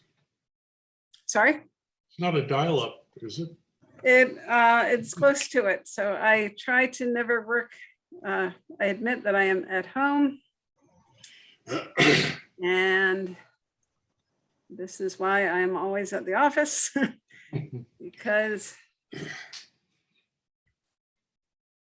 my computer is slower than molasses on a winter day.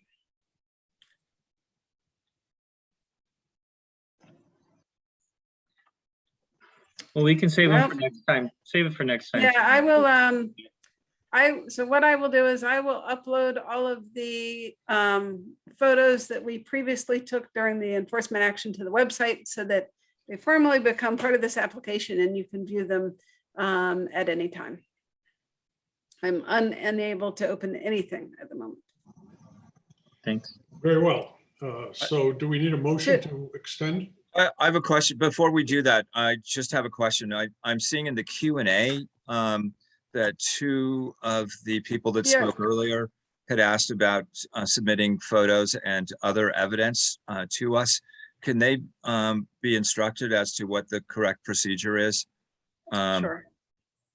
So that they can accomplish that. So if the commission does decide to continue the hearing, which they would do with a motion and stating a particular date and time, as stated on our agenda, I believe you can email me. My name's Alexis Carachetti, and that information is on the agenda. If you would like to submit written comments regarding this application, written comments need to be received prior to the start of the, if it is continued prior to the start of the reconvening public hearing, because I do not check my email during the meeting. And may those written comments include photographs and any other exhibits? Yep. So they can include any information that the public would like to submit. May I move to extend the public hearing until our meeting on the 28th? I second that motion. Oh, John. Moved and seconded to extend to September 28th. All in favor? Aye. Opposed? None. Discussion none. So granted. Okay, you for so your time. that's at your next meeting, September 28th at 7 p.m. Okay. Thank you. Thank you. Okay. Since the hearing's extended, I don't have to close it. Is that not so? It is. That's correct. Okay, we go back to discussion or decision. Which lane is on the list, but we've already addressed that. So I think we can go back up to discussion or decision 1. And look at S21-575, 12 Noah Lot Lane, Cranberry School, City of Norwalk, BOE. We had a presentation on this last time. If there's anything further from either side, I think that this would be a good time for that. Any questions from commissioners on this project?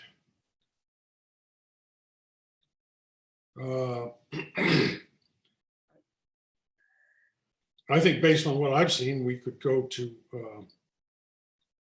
approval on this. We have in front of us a staff memorandum dated September 9th.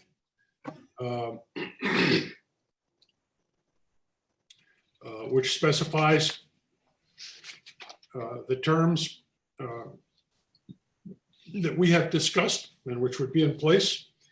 And that having been said, I move that inland wetland permit application S21-575 for demolition and construction of the new Cranberry School be granted to the City of Norwalk Board of Ed. Second. In favor? Hi. Aye. I actually discussion, I'm sorry. I have a question. Is the plan that's been submitted the final plan? Or is it subject to revision? Because as I understand it, there's still processes by which this plan will be subject to revision in the future.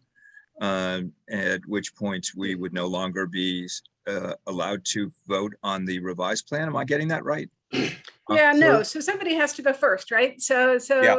a school needs a lot of municipal permits, and so you get to go first. And so the plan that you have before you, that's on the website, is your final plan. So that's what's been presented, and that's what's being voted on tonight. In the future, other commissions may modify the plan. If that happens, then the applicant returns to you for, depending on the extent of the modifications, there's different ways to deal with those. Sometimes they're administrative tweaks if they're significant and result in potential changes to the amount of impacts to the wetland watercourse. It would return to you as a modification of your permit if you choose to grant, approve a permit tonight. Thank you. But you are first, and that's actually in the state statute. Zoning is not allowed to make their decision until they consider your report. So you can't wait for them, but they have to wait for you. Yeah. Okay, motion having been made and seconded, discussion having occurred. I'll call for a vote. All in favor of approval, say aye. Aye. Opposed? Abstentions? The application's granted. Thank you. You're welcome. Thank you. Now, are we up? Yeah, S 521-578 Dreamy Hollow drainage improvements. Again, this was discussed and described, and we have a draft resolution from staff dated September 8th. I will move that inland wetland permit application S 21-578 be granted to the City of Norwalk Department of Public Works with the conditions outlined. Motion's made. Do I hear a second? I don't hear a second. I was muted. Sorry. Second. Okay. Starting to get tired. Any discussion? Hearing none. All in No, favor? I have discussion. Sorry. Of course you do. The resolution, I think, makes reference to a grove of trees from the upland review area Yes. to be removed. Am I getting this right? You know, I had the documents in front of me, and now everything has sort of wandered off. I will try to share my screen. I'm having trouble sharing my screen for some reason. Amelia, you are there. Yes. I don't know, are you on your, if you can, I am not, when I tried to share my screen, nothing, I have no choices for Windows, nothing. Well, comes up. let me give you a quote from your memo. It says that the Okay. area shown on C100 Friendly Pond, a grove of trees would be removed from the upland review area. I recommend an on-site pre-construction meeting with wetland staff to determine the necessity of the number of tree removals required. Brilliant. So that's, Thank you. I mean, maybe that ought to be picked up as a condition Yes, and that is, a timely on-site pre-construction meeting with wetland staff to determine necessity would be item condition 5. I think I tried to cover that in item, special condition number 2.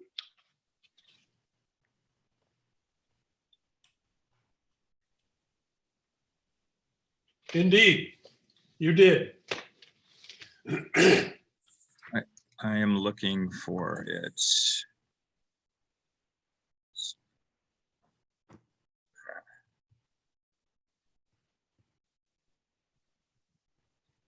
Apologies. Can Alexis, can you or Amelia pull it up, please? Yeah, I'm unable to Okay. share for some reason. So Amelia, I don't know if you are, what kind of device you're on. Alexis, sorry to interrupt. This Darren Stairs Woodard Current. I can share a drawing if that's what you're looking. Yes, please. If it If you could pleases share the one that shows the removals at the Friendly Pond location, that would be fantastic. I can hold this up to the camera too, if it comes to that. I think we're looking for the, okay, Well, so, hopefully you're looking at sheet yes, 101. So Darren Stairs, Woodard and Curran, thanks, members of the commission. Friendly Road is to our right in this picture. So the culverts that we're replacing are mostly within the road, but this piece of culvert that comes down to the outfall at what is called Friendly Pond needs to be removed. It's a smaller pipe, 24 inches, and we're putting in a large box culvert. It's a 4-foot by 8-foot culvert. So this is the grove of trees we indicated as being removed. If you don't mind, I'll switch to the construction drawing because you'll see the size of the culvert related to so here in orange, highlighted in orange is the new storm pipe that we're putting in. So it's fairly large. Once we get it in and get down to subgrade and base it in, we lay back the slopes. That's why we indicated those trees to be removed. We're totally amenable to the condition of having staff out there when we're in pre-construction and going tree by tree and marking these out. Hope that helps. And what's the reason for removing the grove of trees? To construct this pipe is 4-foot by 8-foot. Right. So, so it's to facilitate construction only. Correct. Yes. Yep. And the proposal to replace the trees is what exactly? We're open to discussion. I have Drew Berndelmeyer here from Norwalk DPW also. He can speak to that. Drew, are you still on? I'm here also there in Vanessa Valadares, principal engineer. Good evening, everyone.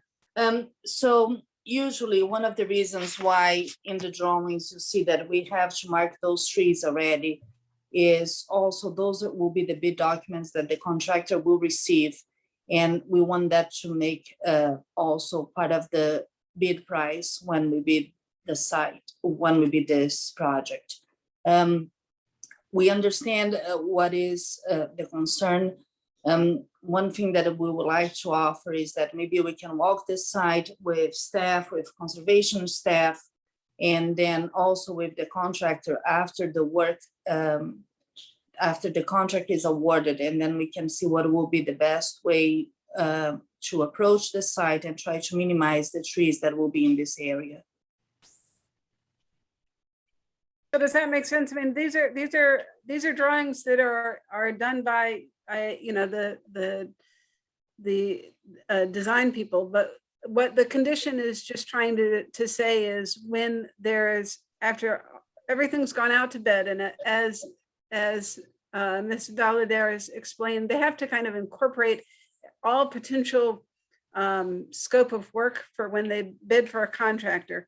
And what the condition is trying to allow is once the actual contractor is on site and we're out in the field looking at the location of the pipe, and there will be extensive digging in order to get a 4 by 8 foot box culvert in. But there may be some wiggle room to save some of those trees. So that's all it's saying, is that there's going to be a pre-construction meeting to really look at those trees and whether they can be saved. That's all. Well, not to put words in Commissioner Levin's mouth, but I think what he's concerned about is after all the disruption occurs, do we want to have the cost of maybe replacing some of those trees included in that contractor's bid? Not necessarily, Commissioner, because the city, particularly our department, we have other funds sometimes that we can plant trees. So that's why we don't have, as part of this design, any other planting trees associated to it.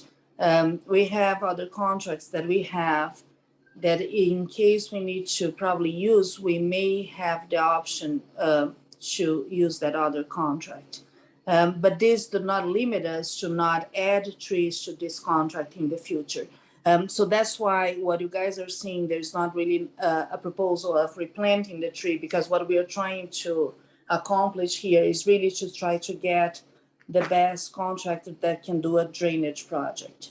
So we know that after we can acquire that, it will be easy through the project, depending on the type of trees that we will need. We can ask them for a change order to the contract or a price for that. And also we can compare to one of the annual contracts that we have for tree planting. So Alexis, would you be amenable to adding that as a special condition perhaps, or altering what you've got for number 2? Sure, that's up to you guys. So the resolution is just a draft to help you move forward. So if you want to tweak it. There was a motion and a second and then discussion. And so if there is a wish to amend the motion, go for it. Alexis, can you guide us towards some language that would basically include a condition that calls for either preservation or restoration of the portion of the grove of trees that's removed? Well, you can't preserve trees that are removed. Language that basically says that the status quo ante gets is what is finished with respect to tree canopy. Is that practical?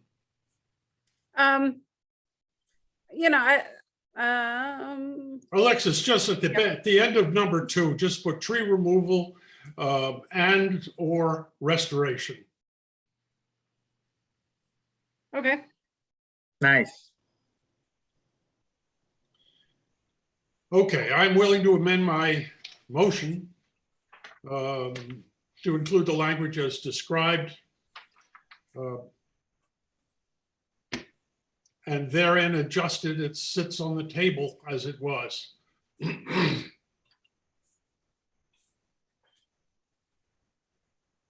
Any further discussion?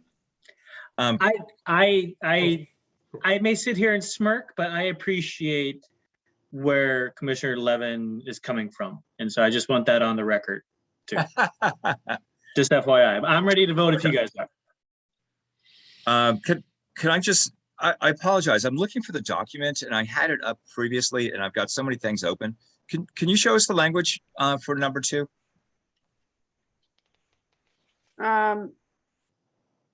Here it is. I am unable to share my screen, but I can read special condition number 2 out loud. Oh. And Mr. Levin is holding it up. It reads, prior to the commencement of any on-site work, mandatory pre-construction meetings shall be held with the contractor with Norwalk Inland Wetland Agency staff at the Friendly Pond work area to determine the necessity for tree removal and tree restoration. Okay, so, you know,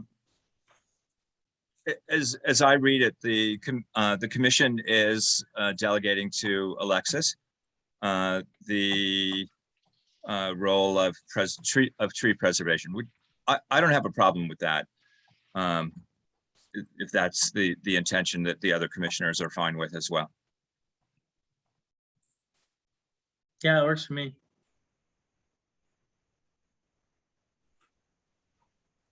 John, let's vote. Okay.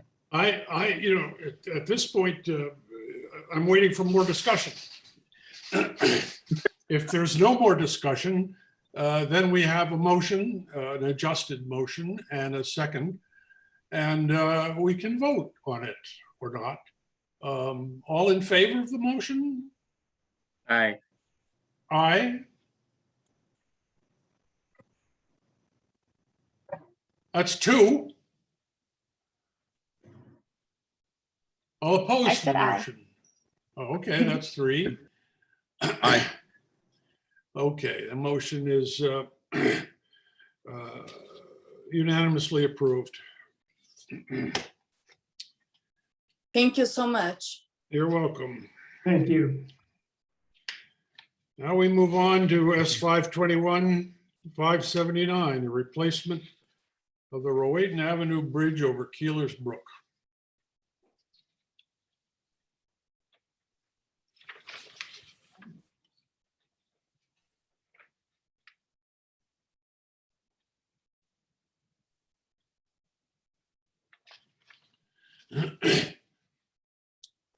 I Does will anybody say, have, I will say the hyperlink in your memo, Alexis, is not active. Maybe that, wait, Yeah. revised plan is posted here. I mean, I know where to find it, but just FYI. Okay.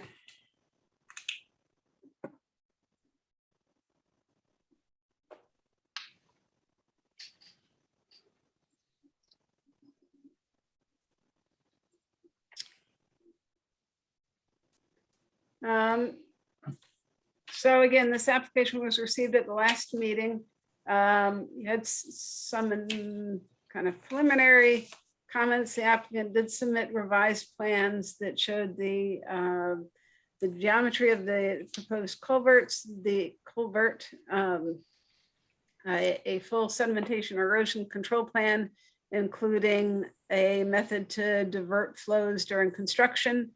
They will be continuing to do work to do a complete hydraulic and hydrologic study to properly size the culvert so that it mimics the existing flow conditions that the current bridge has.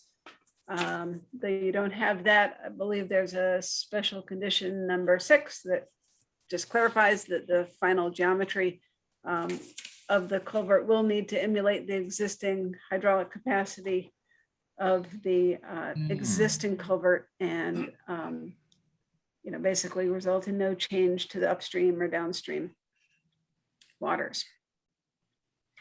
but the specific type of culvert, as I recall, the engineer who consulted on this said that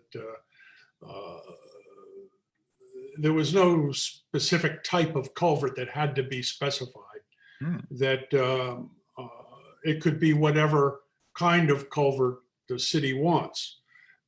I, for one, am always in favor of box culverts because I think it gives a little bit more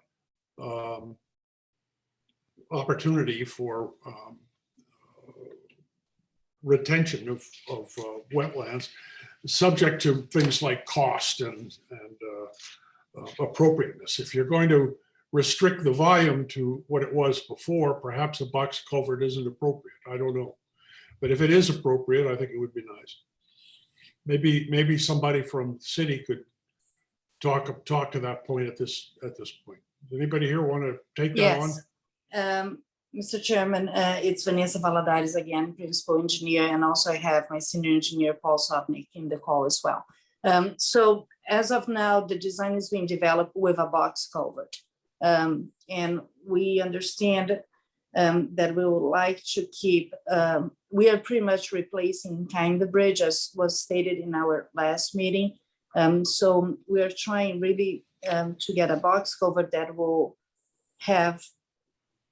be able to have almost the same dimensions that we already have in there.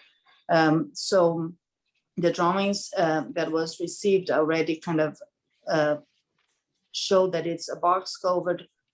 We do have a bottom, and we have, I believe that in the last package of the drawings, you will see that those have like some kind of built-in, I would say kind of, not boulders, but just to give like a little bit of a rough bottom to the stream. But yes, we'll continue following the box culvert design. Thank you, Vanessa. Any other commissioners?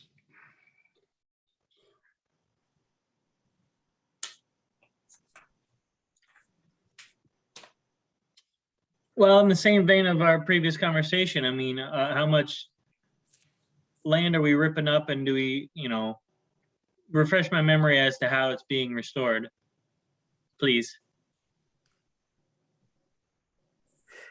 Or are we not, or is this does not requiring any sort of invasive? I mean, it's pretty limited to the extent of the, let me try to share my screen again, maybe. Sucker for I know, punishment. I may have to leave the meeting and then come back because I can't. Honestly, it's not worth the brain damage if it's not readily available. Don't worry about it. Would it help if I brought the plans up on the screen, Alexis, and shared them? That sounds good.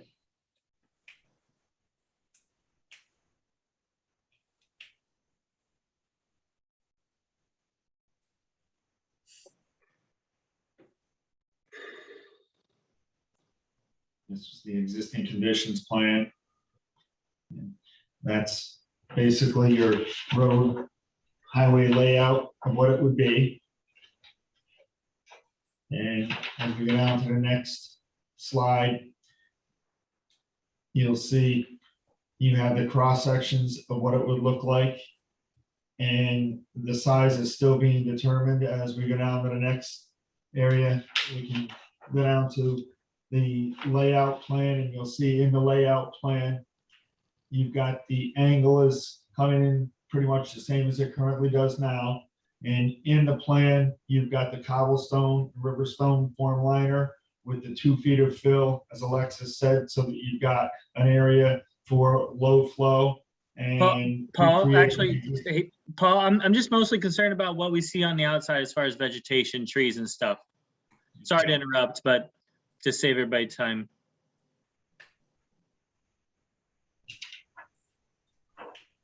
As we go down into the bypass plan, and then that's what you've got at the end. So it would be recreated where you'd have the riprap sides and any planting that would need to be done to restore what would be taken out to be able to put the box culvert in. And then this is the cobblestone in the bottom that would be filled up 2 feet with the existing material. So it basically would recreate the edges of the channel just like it is now. We would restore that area, and then you'd have the stream bed material inside the culvert. And then if there is any tree that would have to be taken out, we would replant whatever would have to be taken out to allow access. Okay, so that's what I was getting at. And then Alexis, is that, I'm going through your memo right now, is that anywhere in there?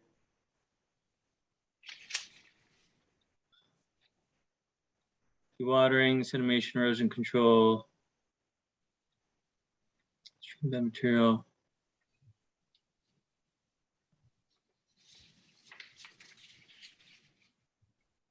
Commissioner Clark, I just want to add that as of now, on this stage of the design, we haven't really flagged any major trees that will be affected.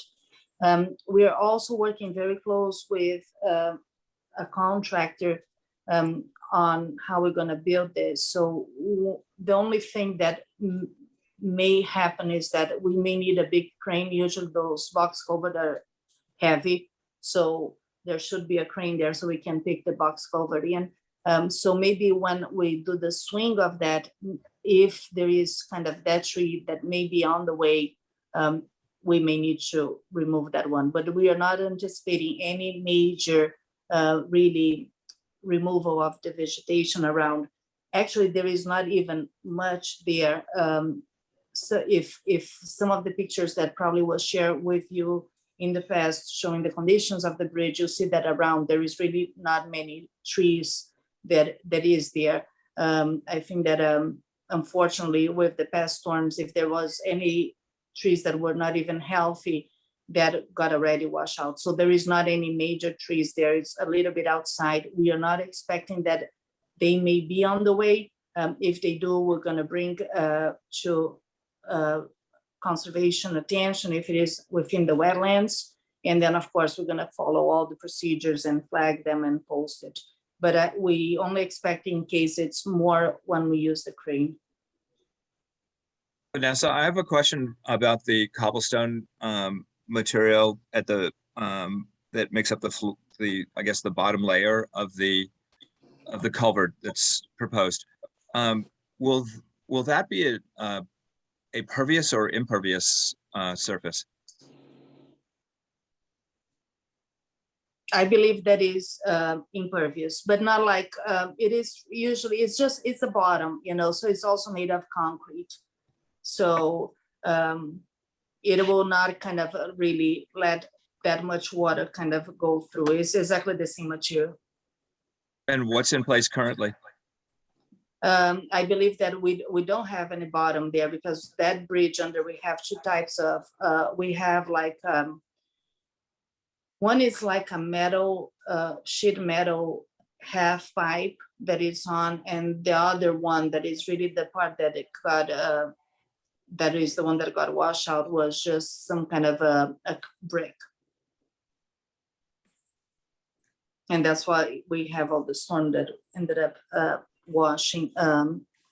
So as of now, the bridge is half done one way, the other half was done the other way. So, and that's why we have the problem actually in one of the sides that is on the upstream. And that's when all that arch ended up fading and then kind of went down and shows the crack in the middle of the road.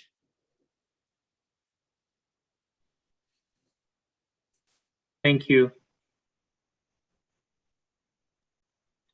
Thank you. If that couch is still there, I want it. So you can sit and watch the bridge be replaced. So, I mean, this is just the Google Street View, but you can see that the downstream, it's a highly altered stream bed already with retaining walls on both sides. And then likewise on the northern end, there's not a lot of wetland value. And both sides of the stream bank, it's a little hard to view, but they have had these historic kind of retaining walls along them as well. And Cool. not a lot of trees. Thank you. So could I move to approve staff memo S21-579, replacement of Rowiton Avenue Bridge over Keelersbrook? I second that motion. Moved and seconded. Any further discussion? All in favor? Aye. Aye. Any opposed? Applications granted. Thank you so much. Thank you all. Have a good night. You too. I had heard that couch belonged to the Department of Public Works and they brought it to job sites with them. Yeah, we are watching the knows? bridge. I We don't know. sit there to see what is going on with the bridge. I have Have a a quick good night, question. everybody. I have a quick question. Yeah. I said the applicant is DPW. If it was a private applicant, would the resolution require submission of a bond? Potentially for just the sedimentation erosion controls, the diversion of the water course, but that would be it if it were a non-city entity. And city entities, of course, are never asked to provide a bond. You haven't in the past, mostly because you know who they are, and you've Right. they've never kind of They not can't skip. done. Yeah, they can't skip town. Got it. Right. No, It but also- on top of that also, the city, I don't know how that will apply to conservation, but whoever will do the project, our contract with the contractor will require a bond. So they must have insurance plus a bond, and that's why they have to follow the document. So whatever you guys put on your resolution, we're going to incorporate on our construction documents, and the bond for construction also will, if they do not do what they are supposed to do, we have that way of going after them. Right. There Understood. are a lot of additional controls for work done by the city as opposed to a private resident. So that a bond is from you is not necessarily needed. If that makes sense. I would like to say for the record, just because I think it needs to be said, these guys are the best you could find anywhere. They are the most competent, capable people at the DPW that I think you could find anywhere. So, you know, I mean, we're lucky to have them. Okay. Thank you so much. All right, back to the agenda. We're coming around the far turn. I think we can skip the revisitation of 70 Witch Lane and move on to section 8. Enforcement actions, V21, 1030, 45 Devil's Garden Road, Velta. Show cause hearing.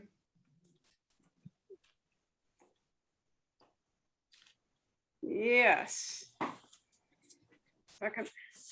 So Mr. Welty received an order, which I believe he emailed you.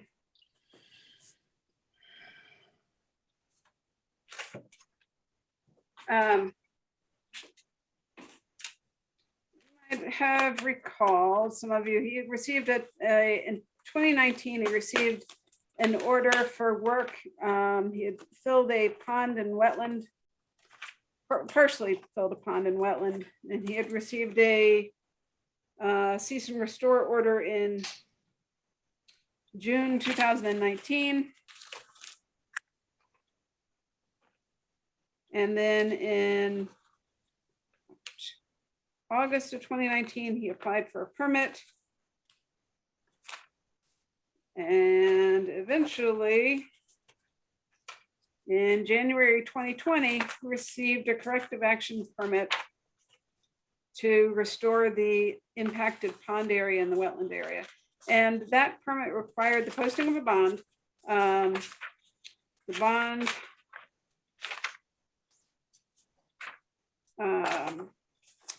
covered both proposed plantings, but also the sedimentation and erosion controls. The majority of the bond was plantings. So $2,345 of it was plantings to be held for 2 growing seasons. $500 was for sedimentation erosion controls. He had asked for finances. He had asked to post a $500 cash bond, but the remainder of the bond he asked to be an insurance bond, which the commission allowed. Your regulations say that it has to be, posted in a form that that you approve of. But excuse me, then we received notice that his insurance bond was canceled due to a non-payment of the premium. So I issued him a order requiring that he post the bond, basically, and I would recommend a cash bond. I have not heard from Mr. Welty.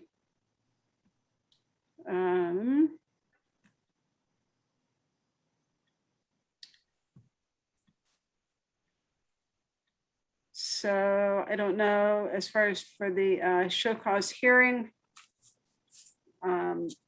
without getting any response, I did send it certified return receipt as noted, and then I also emailed it to him on Friday, the 3rd of September.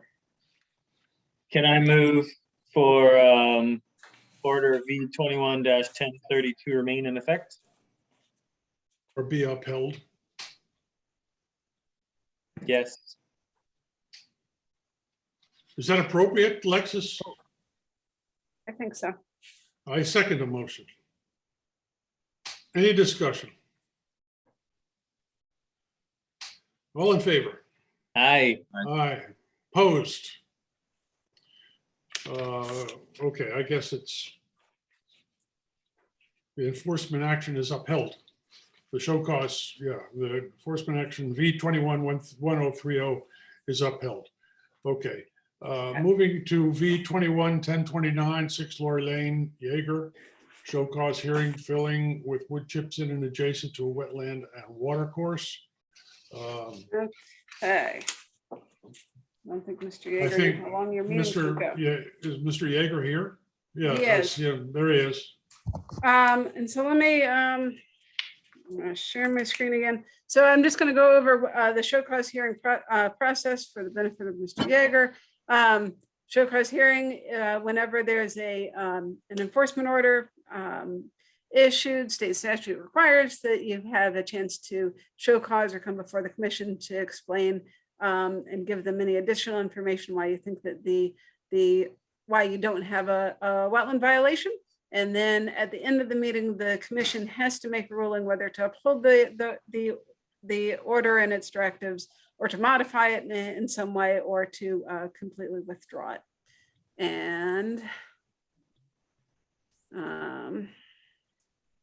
so the way that the show cause hearing works is I will first go through and explain why I issued what I issued, and then you will have the chance to explain why I shouldn't have issued what I issued, or whatever you want to say.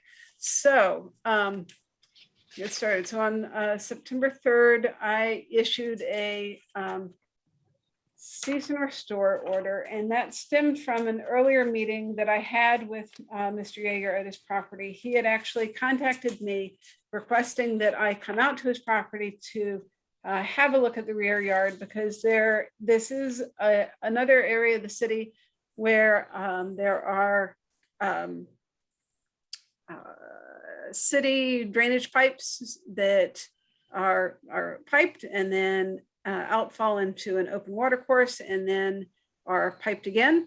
And Mr. Yeager had some trees fall and was interested in doing some additional work adjacent to the wetland, and was concerned about the kind of the drainage area not draining well. And so when I arrived at the property, I unfortunately noticed right away that an area had been wood chipped in the rear. Let me attempt to open some stuff again. I'm going to start with aerial photos, and then I will go to well, actually here, we can do this. Give me 1 second.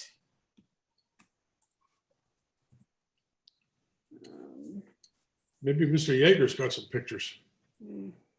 Let me.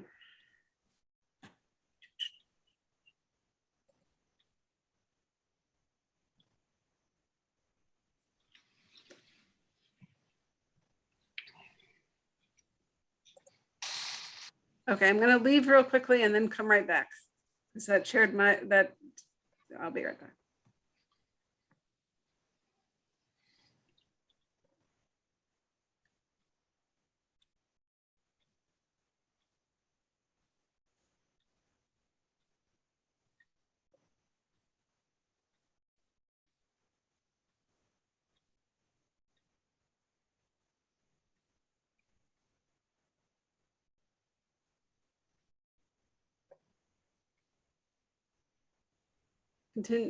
I'll try to continue this without having, I'm not quite sure what my settings are doing, why I keep getting blocked from sharing after I share. But so Lori Lane is off of Wolf Pit Avenue. So here's Wolf Pit, here is Holiday Drive, which you may be familiar with. There's a water course that travels along the rear of Holiday Drive's properties here. Goes on to the subject property, which is 6 Lori Lane. Portions of it are again piped, and then comes out here, and then it's piped and eventually goes under Regency and all the way up to Newtown Avenue and the larger wetland system there. And zoom in again.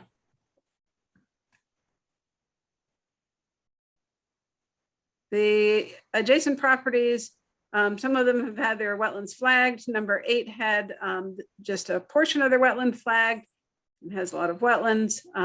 It was this area at the end of the driveway that I noticed the wood chips and ended up determining that it was probably a wetland violation as far as the amount of activity in a wetland, that the amount of wood chips resulted would be considered filling, and let him know that it would be considered a violation. Let's see if I can stop share. And so Amelia actually went out earlier today just to facilitate the discussion. Here's some photographs. This is Lori Lane. So this is the very front of the property. There is a water course on this side opposite 6 Lori Lane, and in the foreground is 6 Lori Lane. So you can kind of get a taste of the character of the water course and the drainage area here.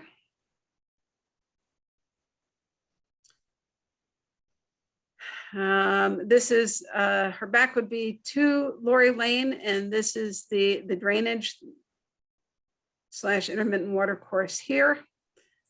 In the back here is the driveway at 6 Lori Lane. You can see some wetland flags. He did have a soil scientist go out and delineate the wetlands. This is the start of the wood chipped area as you get closer to the rear. Pass through some of these, but we can go back to them if it's helpful. So again, closer to Lori Lane along the side. And then this next series of photos, Amelia is standing at the end of the driveway, looking right and then towards the house, and then going counterclockwise towards the rear wetlands. So this is the rear of the property. This is, you'll hear that there had been a deck here that was demolished when a large tree hit it last year during a storm.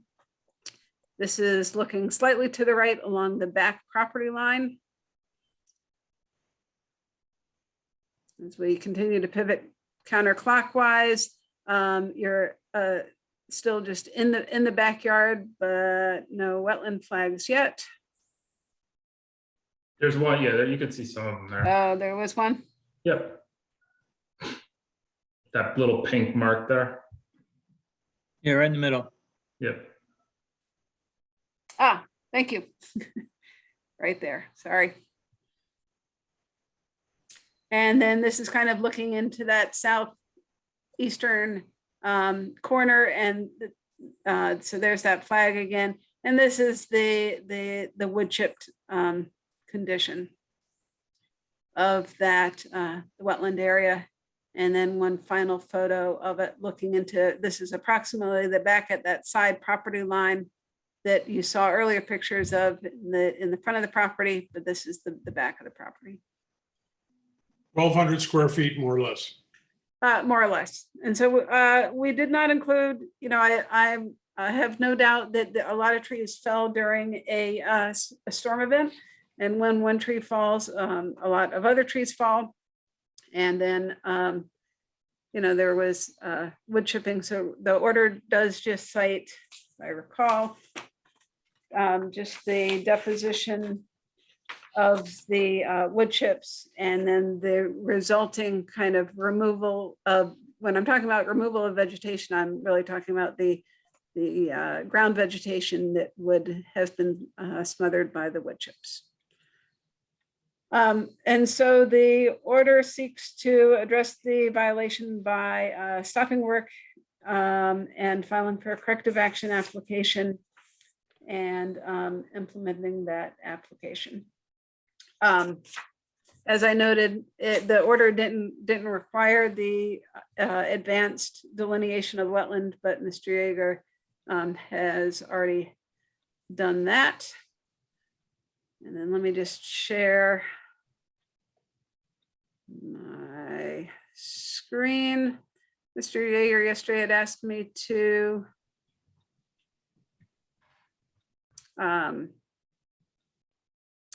share an email,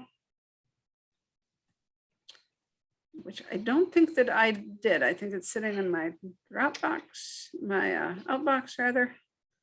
Let me just pull that up. My apologies. What specifically is the alteration of the water course that we're looking at?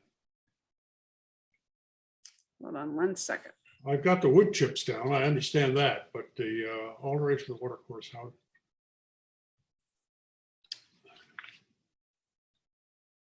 Hold on a second.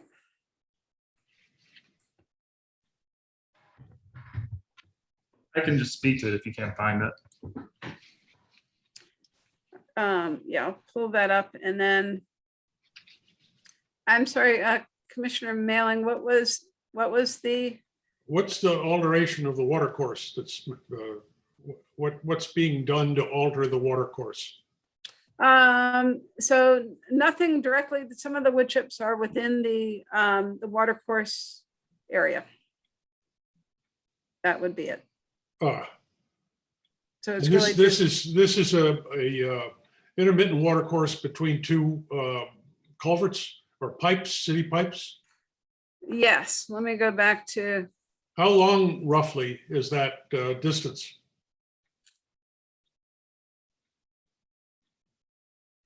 It's the length of the property line, basically. It's technically not on my property. Okay. But the distance from Lori Lane to the back of the property line, that's probably I see. right. So probably there's, 150 feet. right. So there's a pond here. It's hard to tell. It's this darkened area. And then there is a little bit of a water course here. And then there is an additional stormwater drainage pipe and a head wall that's approximately here on the adjacent property that also discharges additional water. And then the stream is here. As I Okay. said, just off his property. And then the wood chips areas on his property, where these three kind of combine is a wider kind of standing water area. And that's the water course reference. Okay, thank you. All right, so that's it for me. Mr. Yeager, do you have something you want to add to this or? Sure, I'll just, provided we have a little bit of time, I'll just give some background. We So Alexis- have time. We have time. Wonderful. I find this fascinating, by the way. So as I've told Alexis, I've become the expert on wetland regulation. So we moved into the property in 2015. Going even further back, I actually grew up 2 houses over, so I'm very familiar with this culvert issue. And so I had called, as Alexis said, I had called her because we've had 2 specific instances since we've been here. One was in 2008. So the bottom line is that we have large trees back here, humongous trees, 30, 40,000 pound oak trees. And we've had 2 specific incidences where they've fallen. So, because they don't root well. So in 2018, we had a large oak fall and it hit our neighbor's house in the back. In August of last year, we had in that kind of back corner where that 1,200 square foot of wood chips is, we had 5 large trees come down and hit our house. And if they were 10 feet closer, it would have been catastrophic. So we have just the last year been going through a tremendous amount of grief, just getting repairs done and working with the insurance company, et cetera. So the trees, the wood chips in that area before Hurricane, I'm going to mispronounce it, Isaias or whatever occurred, that was just maintained as lawn where those wood chips are. For the most part, there was a little bit of an area that was more wooded. And with that culvert, the pipe, if you look at it, it actually, the way it's faced, it's not on our property, but when we get heavy rains 4, 5, 6 times a year, the water flow just projects right through our property and just floods that entire area, and goes all the way down the whole waterway, floods our yard all the way up to our driveway. And our neighbor on 8 Lori Lane, which the culvert is actually on their property, I've been speaking to them and doing a neighborly thing. I reached out to Alexis to have her come look at it, and we've had DPW come out but we just have had some serious incidences here, and we want to try and figure out a way to remedy it. I don't know how, how that will happen, but there are still several dead trees in that area that are a significant risk we feel to our house. And we really, based on what we've gone through and are going through, really don't. Excuse me, Mr. Yeager, but when you say dead trees, you mean they're still erect, or they've fallen down and are blocking the water flow? No, nothing's blocking water flow. They're still up. Okay. But just from history of what we've gone through, they're not going to be up long. Okay. And, but they're not on our property, so there's not much we can do about it.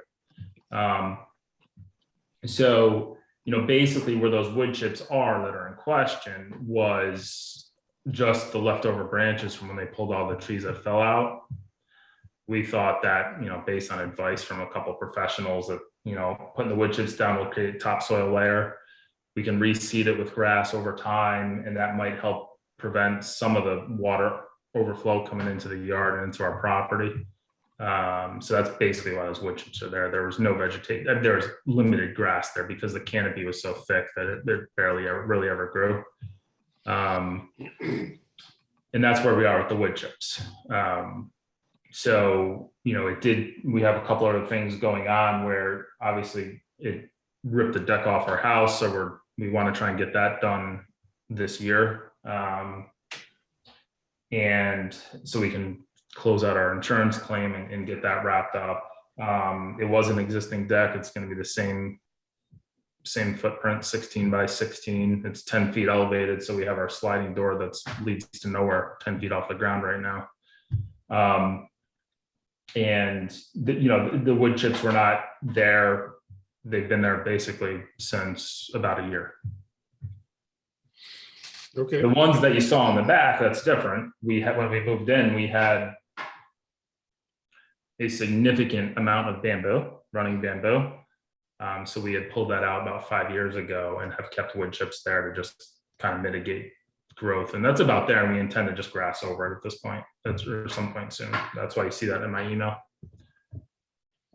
And there's additional trees that we do want to take down at some point because we feel that that are on our property, some big pine trees in the back, which we're happy to replace with shorter trees or shrubs at some point when we do take them down. But we feel the way they're rooted, they're just a significant threat to the house.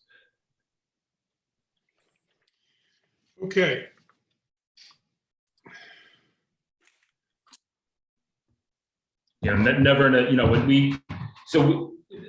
We were somewhat familiar with what we thought was the wetland process, where when we moved in, we were told that when you look at the current wetland map, that as long as you're 50 feet away from a wetland line, you're okay. Obviously you don't build any structures in a wetland, which we haven't done. So we weren't, never in a million years would we think wood chips were a bad thing, but the water course is not blocked. The wood chips are probably 15 feet away from the water course. And there's heavy vegetation blocking them from the water course. Well, the wood chips are too close, and they do need to be pulled back at least from the 1,200 square foot area, and especially that which has gone into the water course. I mean, those are the same rules that apply to everybody. And the process of going through this involves submitting a corrective action permit application. Yep. And that has built into it some timing elements.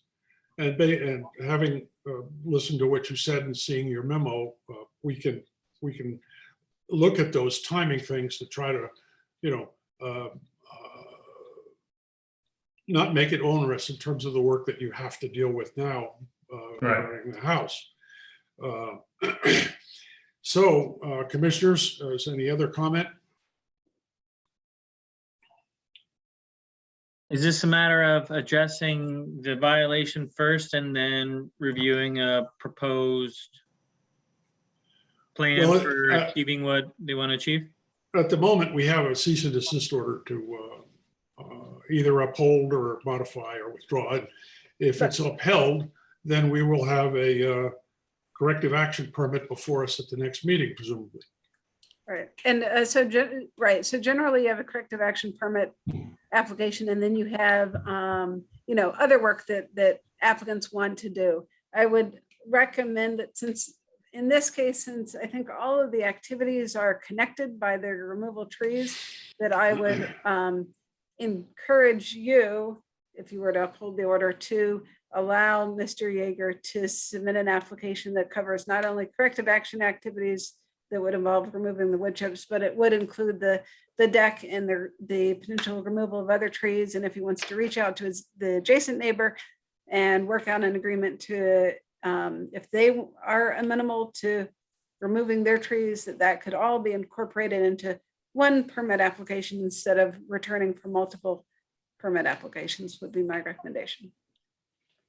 Oh, that's my 2 cents. Okay, that would be ideal to do a more comprehensive approach to the problem. But in terms of the cease and restore order that's before us, V211029, I would move that it be upheld. I second that motion. Any discussion from commissioners? Okay, all in favor? Aye. Aye. Opposed? Okay, Aye. the order is upheld. And we will look forward to receiving a corrective action permit by October 12th at the latest, and look to get this resolved. I can get it in earlier, correct? Yes, yeah, 'Cause I that's want to get it. this done as soon as possible. You can do it as soon as possible, and you're welcome to come in and do like a pre-application review before you make copies and all that stuff. That would be. Alexis, I have a quick question, which I hope might benefit Mr. Yeager. The wood chips were placed to prevent regrowth of invasive bamboo, which are really problematic, can be very problematic. Is there an alternative of native plantings or plantings that can be put in place of the wood chips that he might consider including in his application that would accomplish the same goal? And is this a problem that you've encountered in the past and that has been dealt with in a constructive manner? It was my understanding that the running bamboo was along the rear of the property, not within the wetland area. So that was, he has two separate areas, one along the rear, and that was the bamboo. Wood chip mulch is an effective smothering mulch. It is bad for a wetland because of its, it's basically a nutrient bomb. Okay, understood. It has a lot of excess nutrients, but within the upland review area and further where the bamboo was, it would probably be a pretty good management measure. But it's my understanding that there was not wood chips there was not bamboo within the wetland. Okay, my question was predicated on a misunderstanding then. Thank you. It was headed towards that area. I mean, it was rampant. So yeah, it's mostly along the rear. I mean, we would intend, I think, to just seed it with grass at some point. We think it's pretty much mitigated by now. Because really, if you either have the wood chips on it or you cut it, it's going to grow back, and it's a problem. So, okay. All right. All right. We will see you soon. Thank you, Mr. Yeager.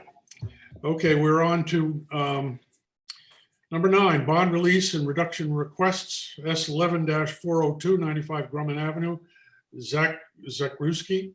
Release of $1,000 bond held for corrective action, fill removal and landscape. Okay, so you actually recently, I think at your August 10th meeting, very recently, your last meeting, had a request for release of this bond. This is, as noted by the number 2011 corrective action application. And at that time, I recommended that the bond not be released because there was no evidence within the file that the plants were ever planted. The applicant came in, originally the requirement was to plant 20 shrubs within the disturbed area and 15 feet kind of beyond the disturbed area. And additionally, our recent site photos that Amelia took revealed that there were within the restored area piles of bricks, gravel, and grass clippings. So he did remove or cause to have removed all of the clippings and the gravel and the bricks. He overseeded with a native seed mix.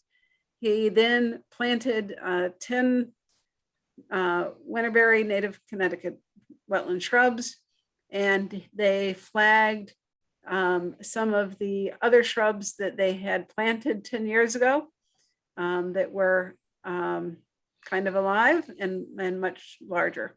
So they are seeking again to ask for a release of bond, and I can share photos if you would like to see those. Amelia was out there earlier today or yesterday. The days are blending together. Let's see if I can open.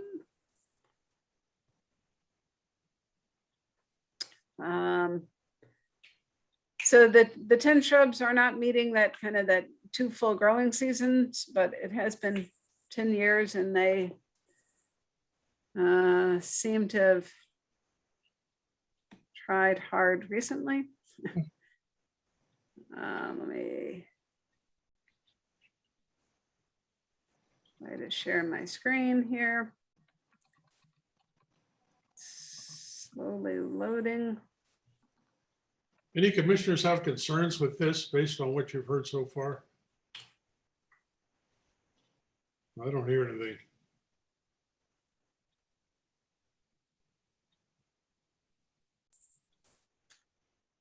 It's thinking big thoughts. Yeah, what, I mean, again, it's been a long year.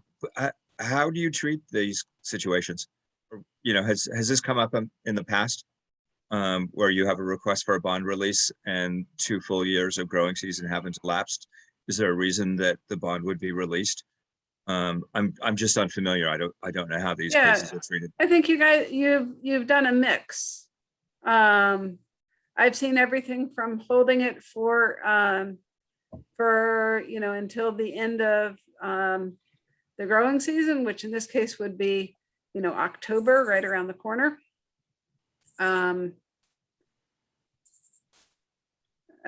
You've done it really is kind of up to you. It's not opening up, of course.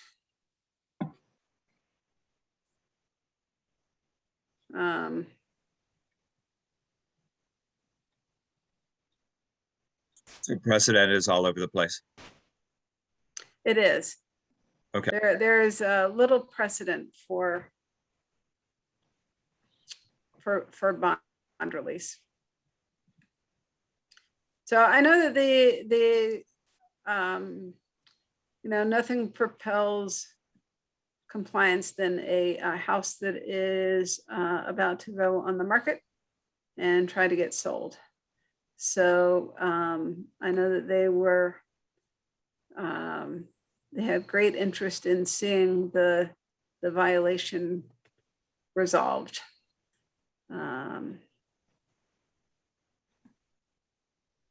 But whether their recent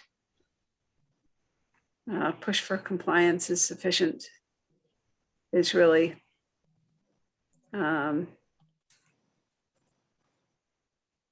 up to you. Yeah, I will share my, let's see. Nothing.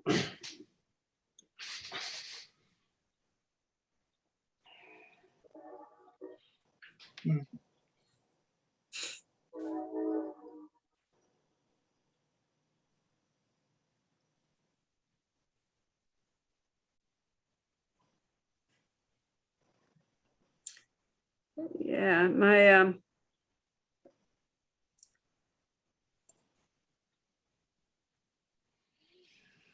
I keep waiting for the sun to set behind you, but it doesn't. You know, it's just. No, it's perpetual sun. Was the request for bond release submitted in writing? It was not. Okay. He has called many times, but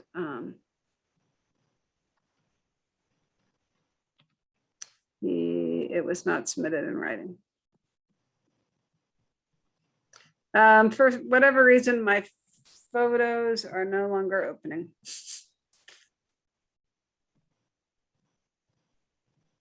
You know, hearing that there was no written request stating that the what's the word I'm looking, the amelioration plan, the mitigation plan has been affected, please release my bond. I am reluctant to grant this request. Although, again, I'm unfamiliar with precedent, so I would defer to the experienced commissioners who might have been down this road previously. But I would, quite frankly, expect a property owner who had a violation, submitted a mitigation plan, claims to have complied with the mitigation plan, has bond in place. I would expect a written request with a statement saying I've complied, release the money. Is that correct, or? Yeah, although I don't know if for this one we have explicitly told him put this in writing. He has come in person into the office to give an update of his implementation of the plantings, and sent photos, which apparently I'm unable to share. I recall from earlier commission meetings, there were written requests for release of bond. Yes, generally we for normal ones, we require that they provide us a letter saying, I would like to request release of my bond. As far as I know, I am in full compliance of my permit. So that can certainly be required.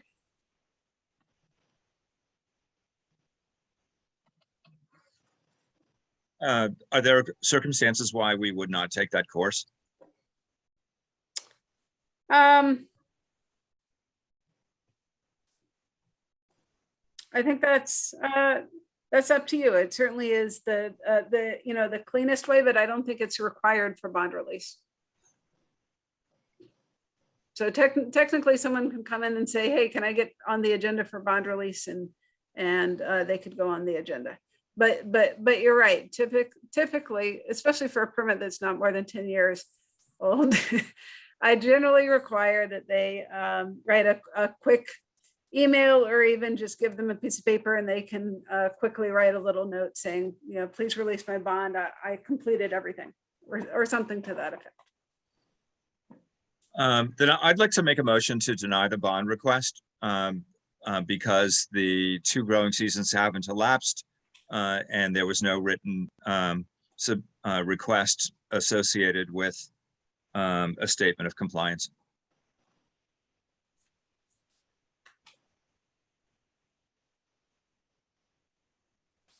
My motion requires a second, otherwise it will die a death. Just because you second a motion doesn't mean that you have to vote for it, just to clarify. So a second just moves it on to voting, but there's no obligatory attachment to the motion. Just Sure, I'll second it. So discussion, I'm thinking.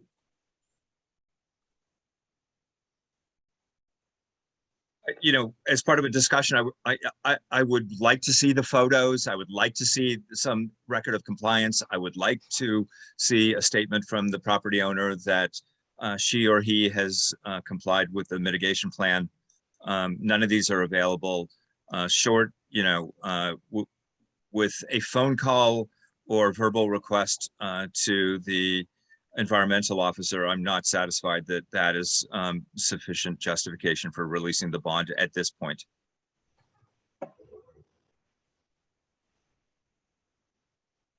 So the motion is moved and seconded. Discussion, any further discussion? All in favor? Aye. How many is that? Maybe I'll do a roll call. Yeah. So John Levin. Yeah. John Levin? Aye, okay. Steve Clocky, Aye. John Mailing, Nay. Jennifer Balliet. So now that we've already voted, can I confirm we're going to get these photos? We haven't, Oh, wait. you haven't voted yet. We haven't voted yet. I didn't hear your vote. Well, then I say nay. Okay. So so that Everyone motion, that's voted nay, you understand you're voting against the motion to deny the bond release. Yeah, I think I need more clarity. Okay. And you knew that, yeah. okay, so you are voting, so the motion was to deny the bond release for now. And you're voting in favor of that motion or in opposition? Okay, then may I change mine? Yes, Aye. okay. Thank So you. that's 3 in favor of denying the request for bond release tonight, 1 in opposition. So the motion passes and I will contact the permittee and let him know to try again. And I apologize for my computer. It is just not opening any photos. Moving right along to S21-568, 4.5 Mile Road, Alfano, reduction of bond $850, held for corrective action, fill removal and landscaping. Presumably, we have a written request for this. Let me check my email. Perhaps we can table, well, hold on. I think I have a written email. Let me check.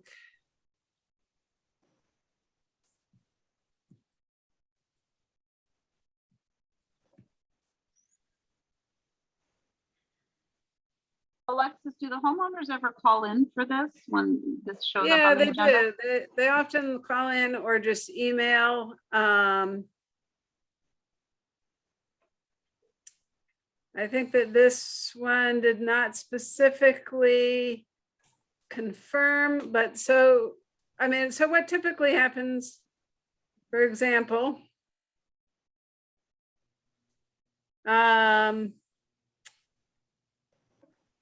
let's see, on August 18th, Ms. Alfano wrote, for the corrective action permit, we need to do a late summer inspection of the plants. If the rest of the site is stabilized, oh, I'm sorry, that's my response to her. Hold on a second. I'm like, oh, it sounds like me.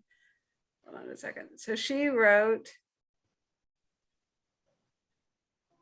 just wanted to follow up on the season restore. It's been over a month and we haven't heard back. What are the next steps? And so then I had written, the corrective action, we need to do a late summer inspection of the plants. If the rest of the site is stabilized, you may be eligible for bond reduction. We will assess that and let you know. And so Amelia and I went out to the site and met Mr. Alfano at the site. The site was stable, the plants were in. And so I put it on the agenda. So if you do want a letter, a written letter requesting bond reduction going forward, then I guess I would table the next 2 and I will have them submit something in writing as well. Alexis, you observed that they're in compliance with their own mitigation plan? Yes. I'll move to approve the bond release then. Reduction. Okay, bond reduction. I'll second that.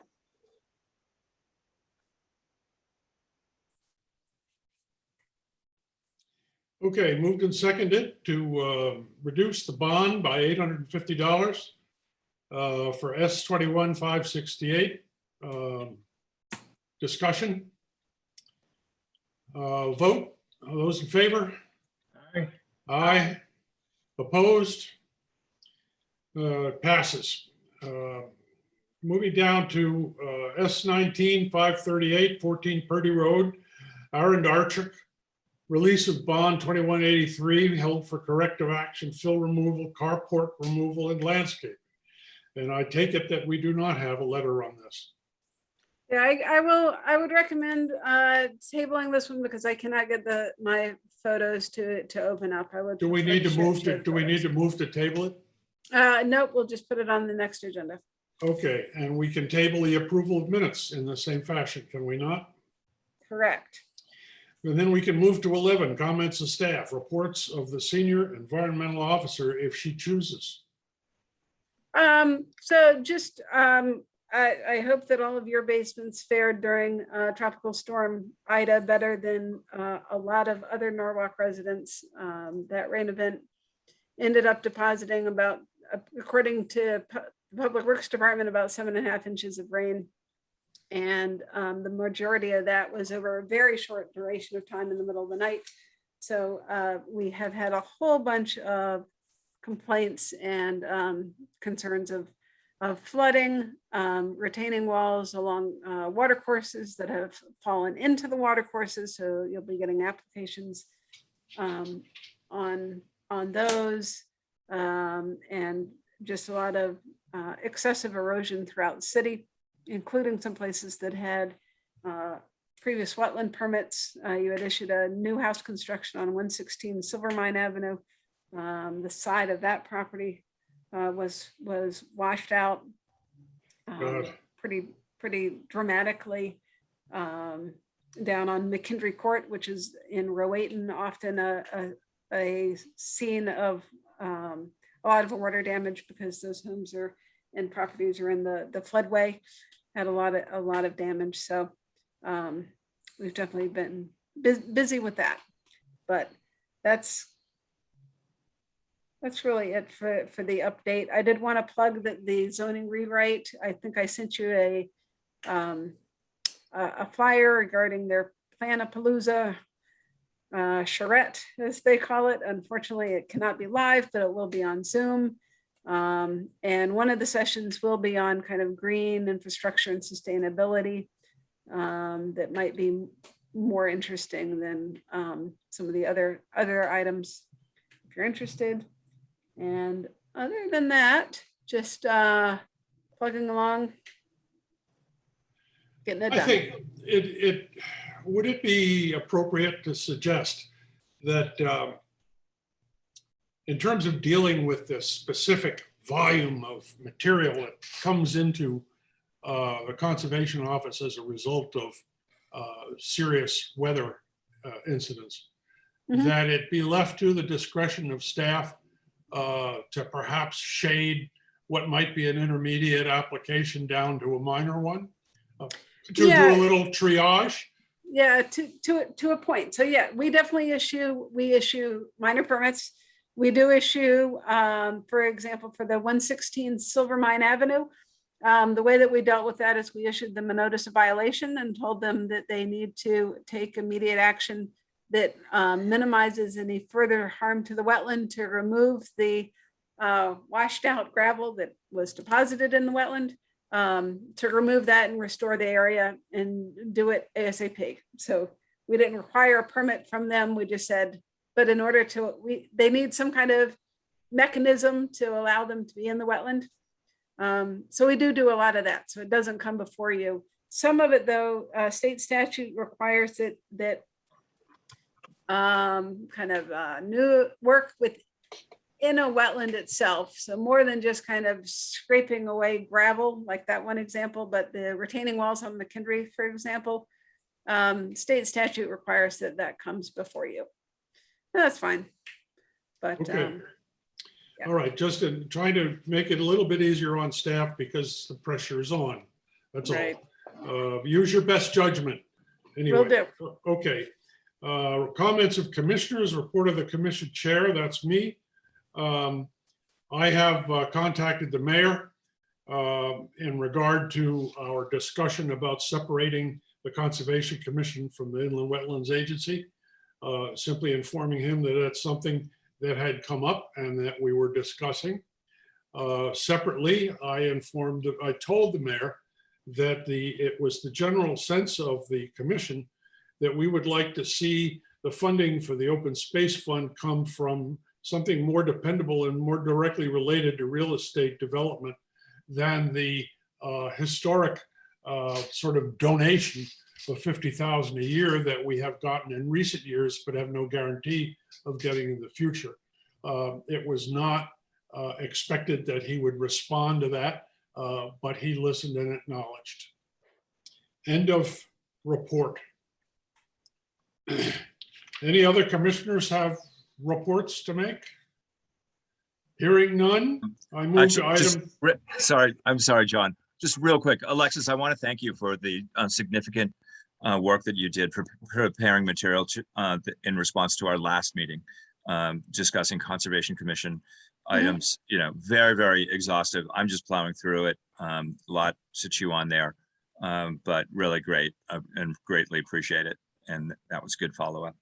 And I know I and a couple of other commissioners are going to try to start planning an annual meeting open to the public, public facing for the commission for next year, next August.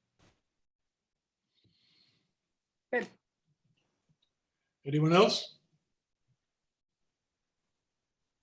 We're down to item 13. Anybody need to be reminded what that one is? It's adjournment, people. But we need a motion. So moved. Second. All in favor? Aye. Aye. See you on the 28th. Wonderful. Have a good Thank you. night. Have a good night.